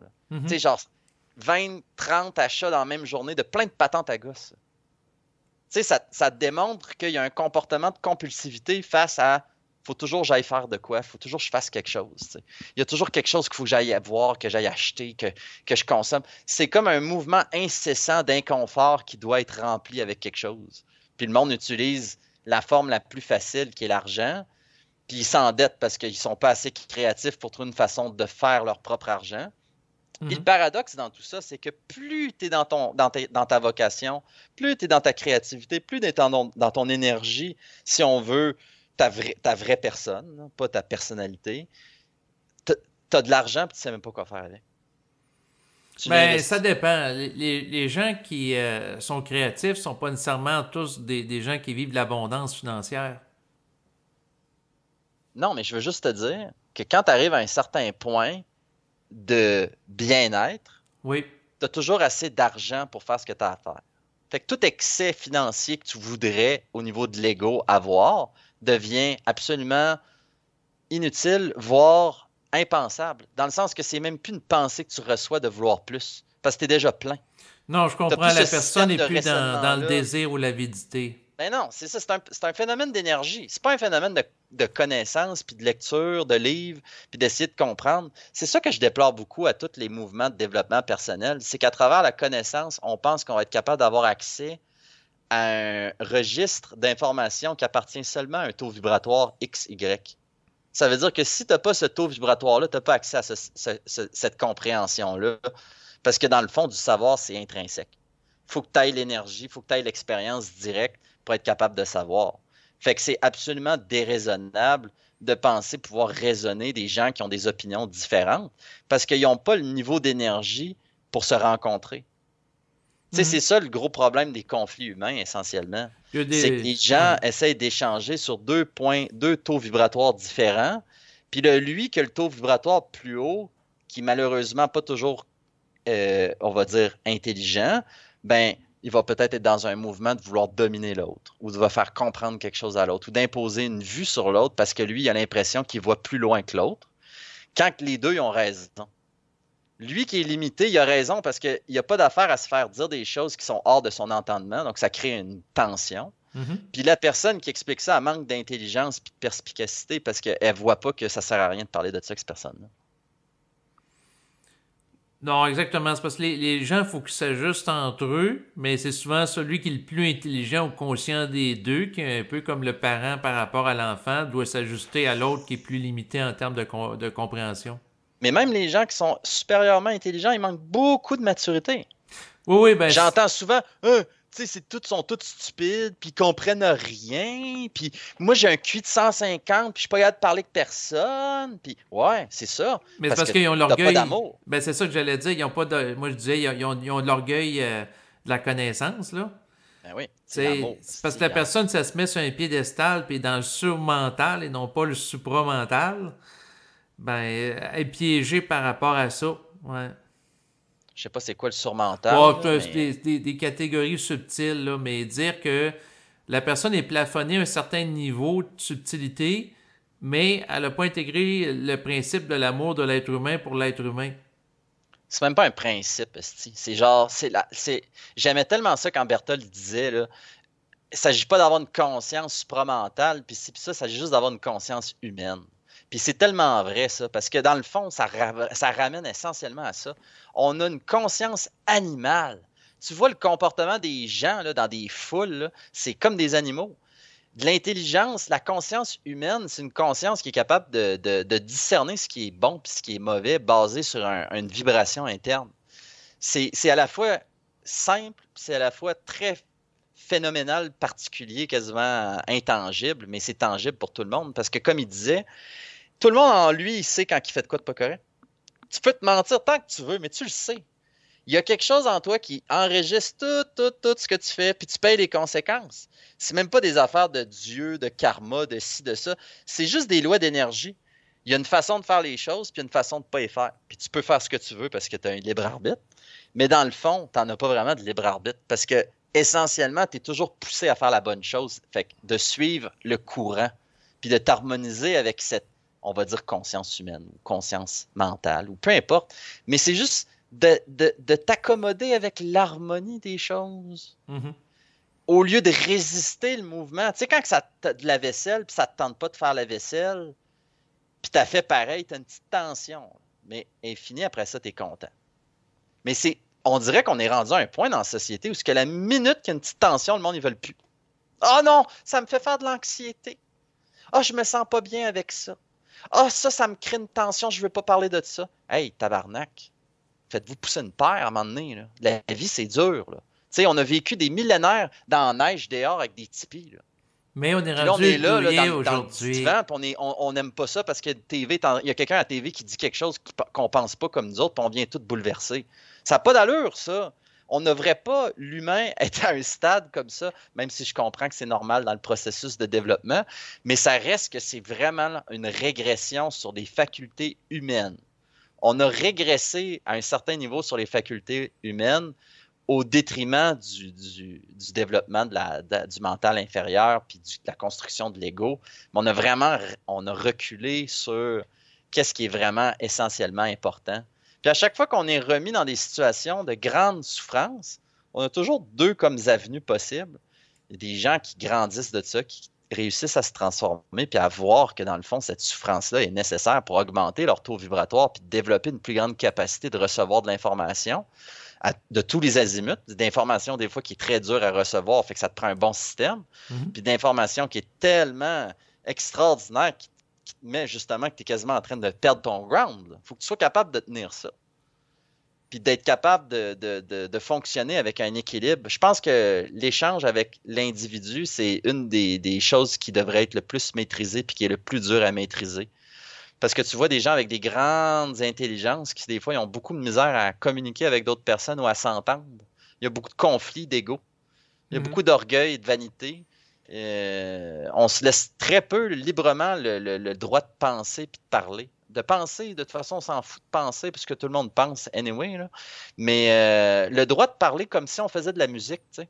De commencer à parler, de faire des erreurs, puis de dire n'importe quoi, puis à un moment donné, tu t'ajustes, puis là, tu parles, puis là tu explores dans ta parole. Mais non, on n'est plus là-dedans. Là. On n'est pas là-dedans, pas en tout. On est genre, t'as pas le droit de dire ça.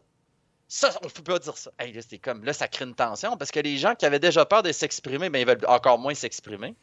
Fait que là, les gens parlent de moins en moins. Puis même les jeunes au secondaire puis au cégep, les profs me le disent, ils ont de la misère de plus en plus à socialiser ensemble, à échanger. C'est vraiment, ça devient un problème. Mais là, c'est parce que les jeunes, justement, là, mettons, les adolescents, ils passent leur temps sur des réseaux sociaux. Ils vont faire beaucoup de clavardage, mais ils ne discuteront pas d'une manière verbale avec d'autres êtres humains. Non. C'est ça l'affaire. Moi, j'avais bien aimé, j'avais écouté un enregistrement par rapport à une émission de radio où il était question qu'autrefois, par exemple, sur l'heure du midi, dans la cafétéria, les gens parlaient entre eux, on les entendait crier. Puis aujourd'hui, c'est rendu tranquille, toutes les personnes sont rivées sur leur téléphone intelligent, accro aux notifications qu'ils reçoivent, puis c'est très silencieux. Oui, c'est ça. Puis ça, tout ce que ça te demande, c'est le niveau de capacité énergétique des individus aujourd'hui, parce que, tu sais, je prends un exemple. Moi, par exemple, si je veux parler, moi, j'ai beaucoup de misère à écrire des commentaires, par exemple, sur X ou n'importe quelle autre plateforme parce que ça va tellement vite, l'information, que mes doigts ne suivent pas le clavier. Puis le fait que les gens préfèrent s'exprimer sur un clavier ou sur un touchpad à la place de la parole, ça démontre beaucoup qu'il n'y a pas beaucoup d'énergie qui circule dans le système. Parce que quand tu as beaucoup d'énergie qui circule dans le système, ça t'apprendrait quasiment quelqu'un qui t'enregistre parler, puis après ça, ça transcrit. Puis là, tu pourrais faire les ajustements par la suite. Mais le fait que tu as besoin des fois, puis moi, je l'ai entendu souvent, ça, comment je devrais écrire ce texte-là? Puis là, il reformule 10-15 fois, il le prépare d'avance, là, puis là, il l'envoie. Hey! T'en as-tu un mouvement de pensée, de raisonnement, de réévaluation de l'information? Tu sais, tu bloques tout le mouvement spontané de l'esprit. Ouais. C'est tout barré. Fait que c'est ça que je trouve qui est vraiment dommage. Puis mais on est à l'heure de la grande... pas l'importance de la parole. C'est ça, mais en même temps, au niveau médiatique, pour ce qui est des médias de masse, on vit dans une ère du politically correct. Les gens, si on pense au Québec, la situation ici, ben c'est le discours unique qui domine. On l'a vu pendant la période dite de pandémie. La personne qui va à l'encontre du narratif officiel, c'est pas long qu'elle se fait pointer du doigt, elle se fait insulter, injurier. Et au Québec, ben on a une façon où ce que c'est du mur à mur. Comme Radio-Canada, TVA, on voit présentement qu'ils ont un parti pris contre Donald Trump.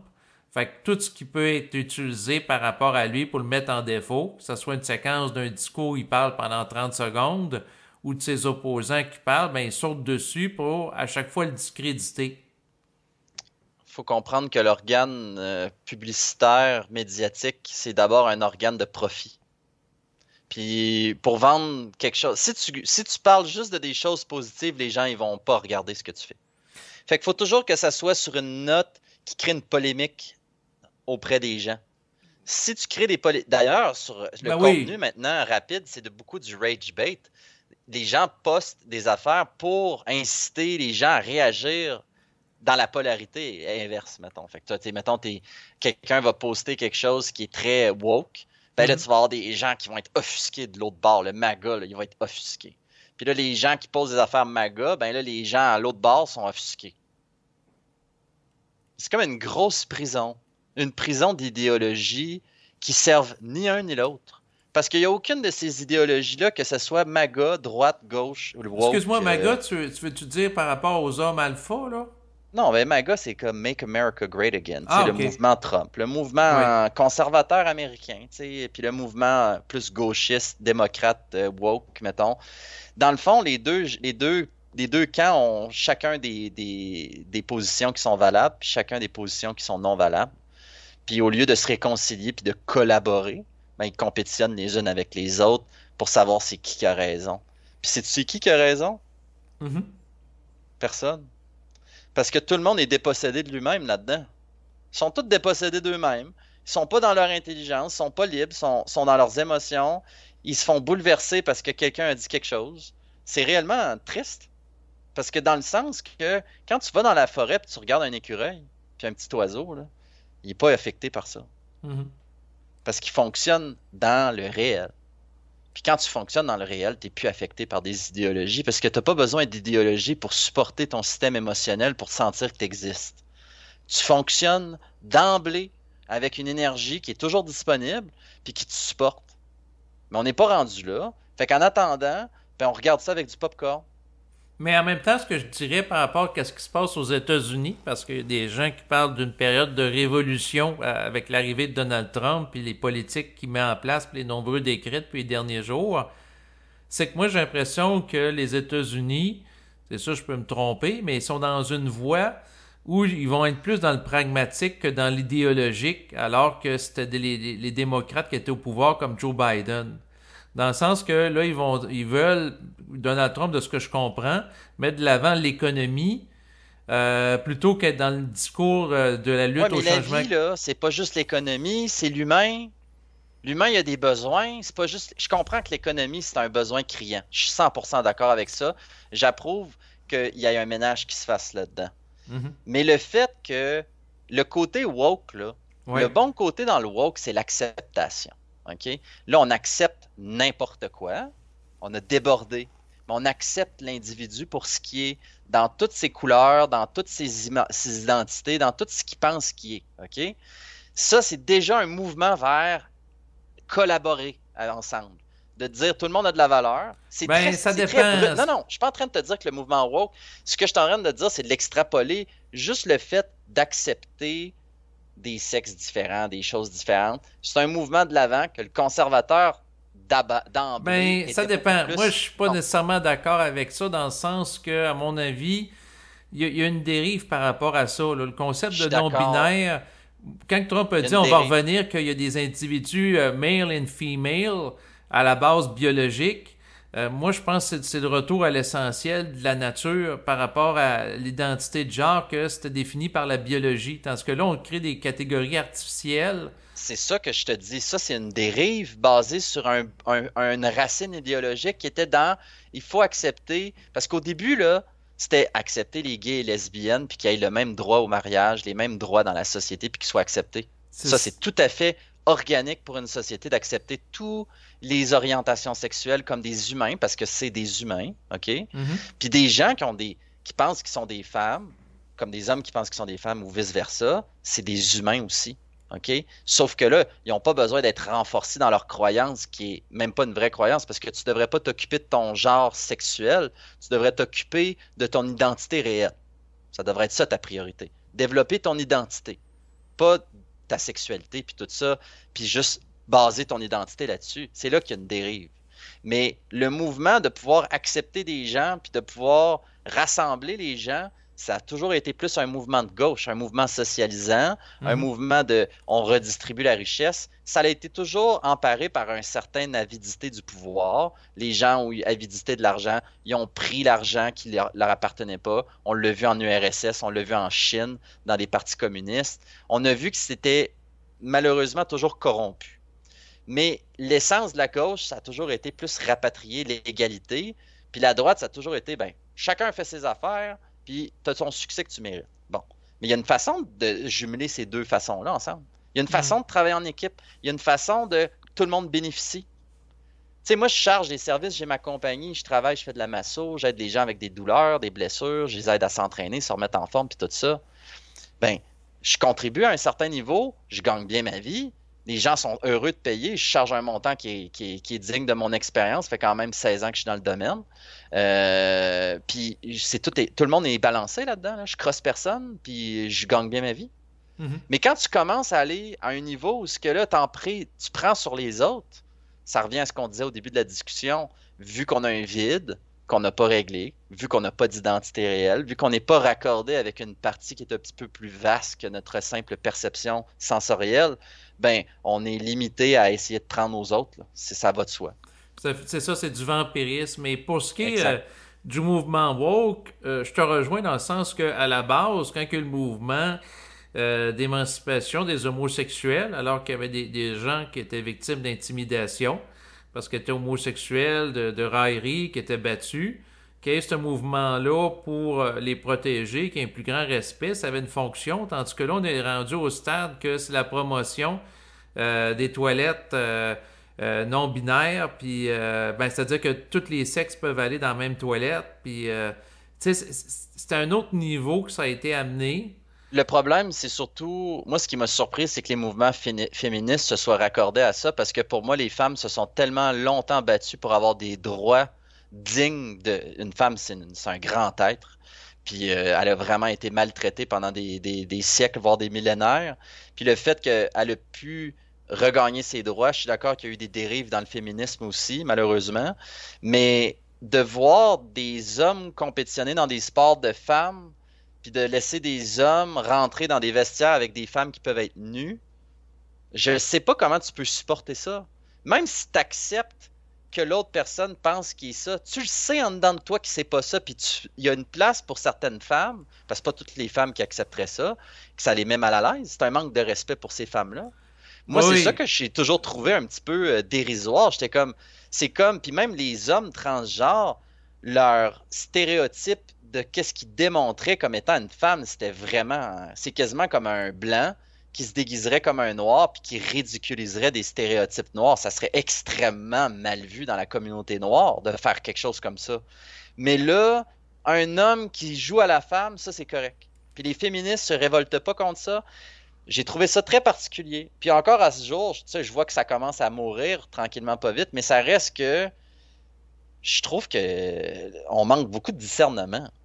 ah, ça Tu c'est sais, clair, là, parce que dans le fond, ben là, il y a Trump là, qui est opposé aux transsexuels aux Olympiques, là, mais on était dans une mouvance que finalement, ben, il y aurait pu éventuellement de femmes aux Olympiques, parce que si les hommes ont une plus grande force musculaire par rapport à des sports qui vont mettre de l'avant les capacités physiques, ben c'est sûr qu'à ce moment-là, ça va tout être des hommes transsexuels qui vont compétitionner dans les catégories féminines.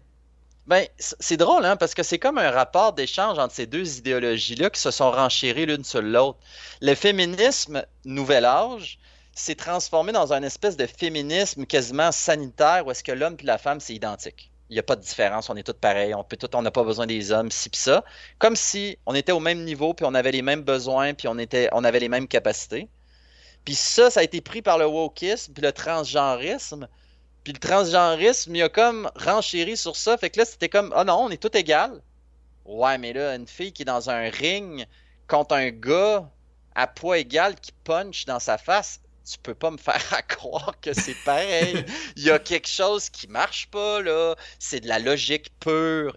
T'as pas besoin de croyance à ce niveau-là. Moi, j'aimerais pas ça frapper une femme au visage parce que je te garantis, même si la femme elle pèse le même poids que moi, je vais naturellement probablement créer plus de dommages. C'est sûr qu'une femme qui est très entraînée dans des sports de combat peut battre des hommes, évidemment.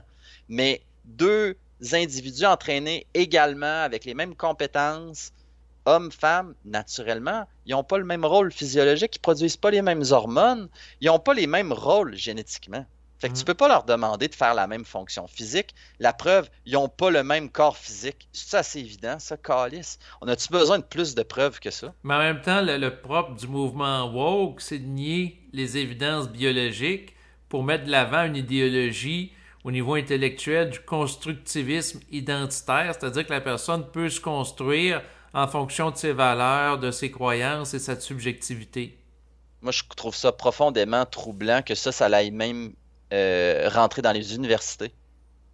Ah, ben ça fait partie, par rapport à certaines élites, d'un agenda qui vise à créer une forme de chaos social. Je comprends tout ça, mais des académiques qui embarquent dans des affaires de même, je trouve ça fascinant.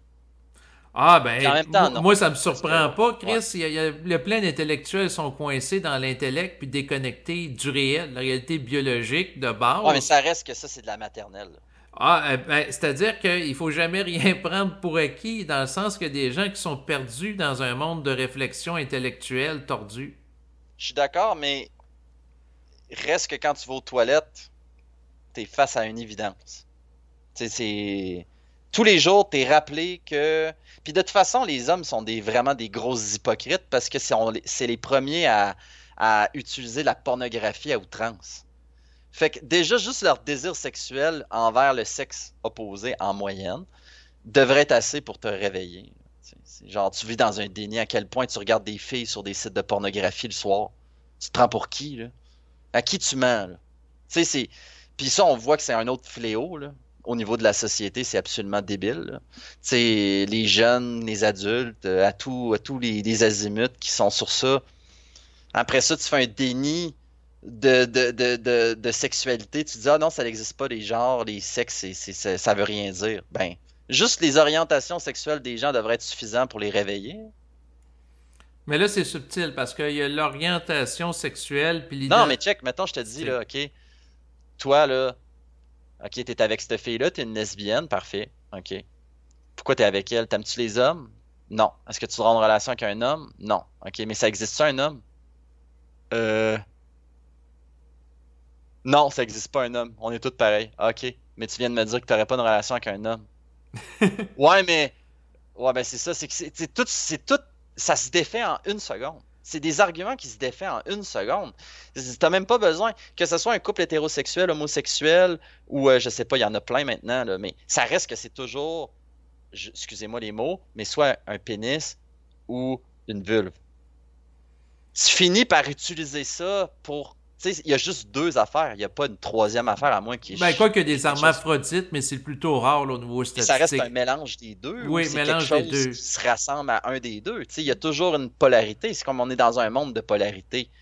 Jour, la nuit, l'hiver, l'été. Mais moi, j'ai l'impression qu'il y a un retour du balancier avec Donald Trump en disant ça va faire les dérives du mouvement woke. Puis là, au Canada, ben, il y a Pierre Poilievre qui va...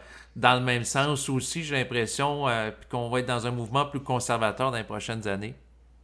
Je le sais pas. Moi, j'ai très peu d'espoir, honnêtement, pour la politique canadienne et québécoise, pour la simple et unique raison que tous les politiciens, sauf Maxime Bernier, semblent très, très faibles. On peut dire Éric Duhaime a des vues différentes, mais il ne semble pas avoir un mouvement dans la société suffisamment frustré comme les États-Unis l'étaient pour un changement. On est très apathique. Tu sais, quand que je vois là, les médias qui poussent Mark Carney, là, un homme qui a absolument zéro charisme, qui a l'air d'un ordinateur sur deux pattes, qui fait juste parler avec aucune émotion, puis que les gens ils essaient de pousser ça comme étant un candidat optimal.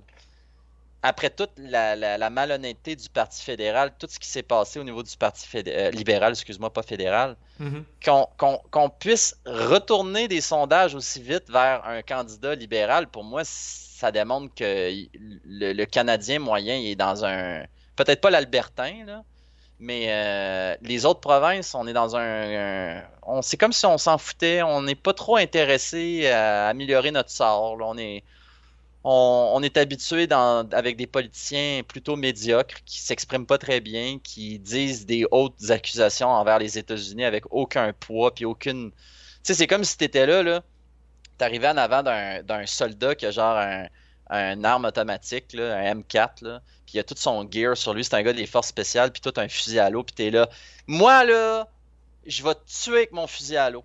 C'est ça qu'on fait, le Québec. T'sais, on accuse les États-Unis de toutes sortes de choses, puis on n'est même pas capable de s'organiser dans le sens du monde.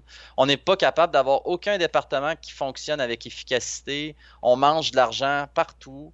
Les gens sont pas super heureux. L'indice de bonheur au Québec, je pense pas que c'est le plus haut dans le monde.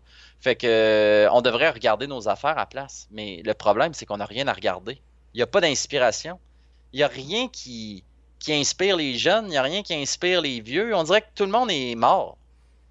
Il n'y a, il y a pas de vision. Tu sais, il y a eu une époque, si on construisait des pyramides, que ce soit des extraterrestres ou des Égyptiens ou n'importe qui, il y aurait ce que quelqu'un qui a pris le temps de faire ça. Ben, OK? au Québec, il y a eu des projets collectifs, dans le sens que dans la Révolution tranquille, avec les constructions d'infrastructures de barrages hydroélectriques au Québec, la Je te parle pas nationalisation. du passé. Le passé, c'était très beau pour le Québec, surtout dans les années 60, 70.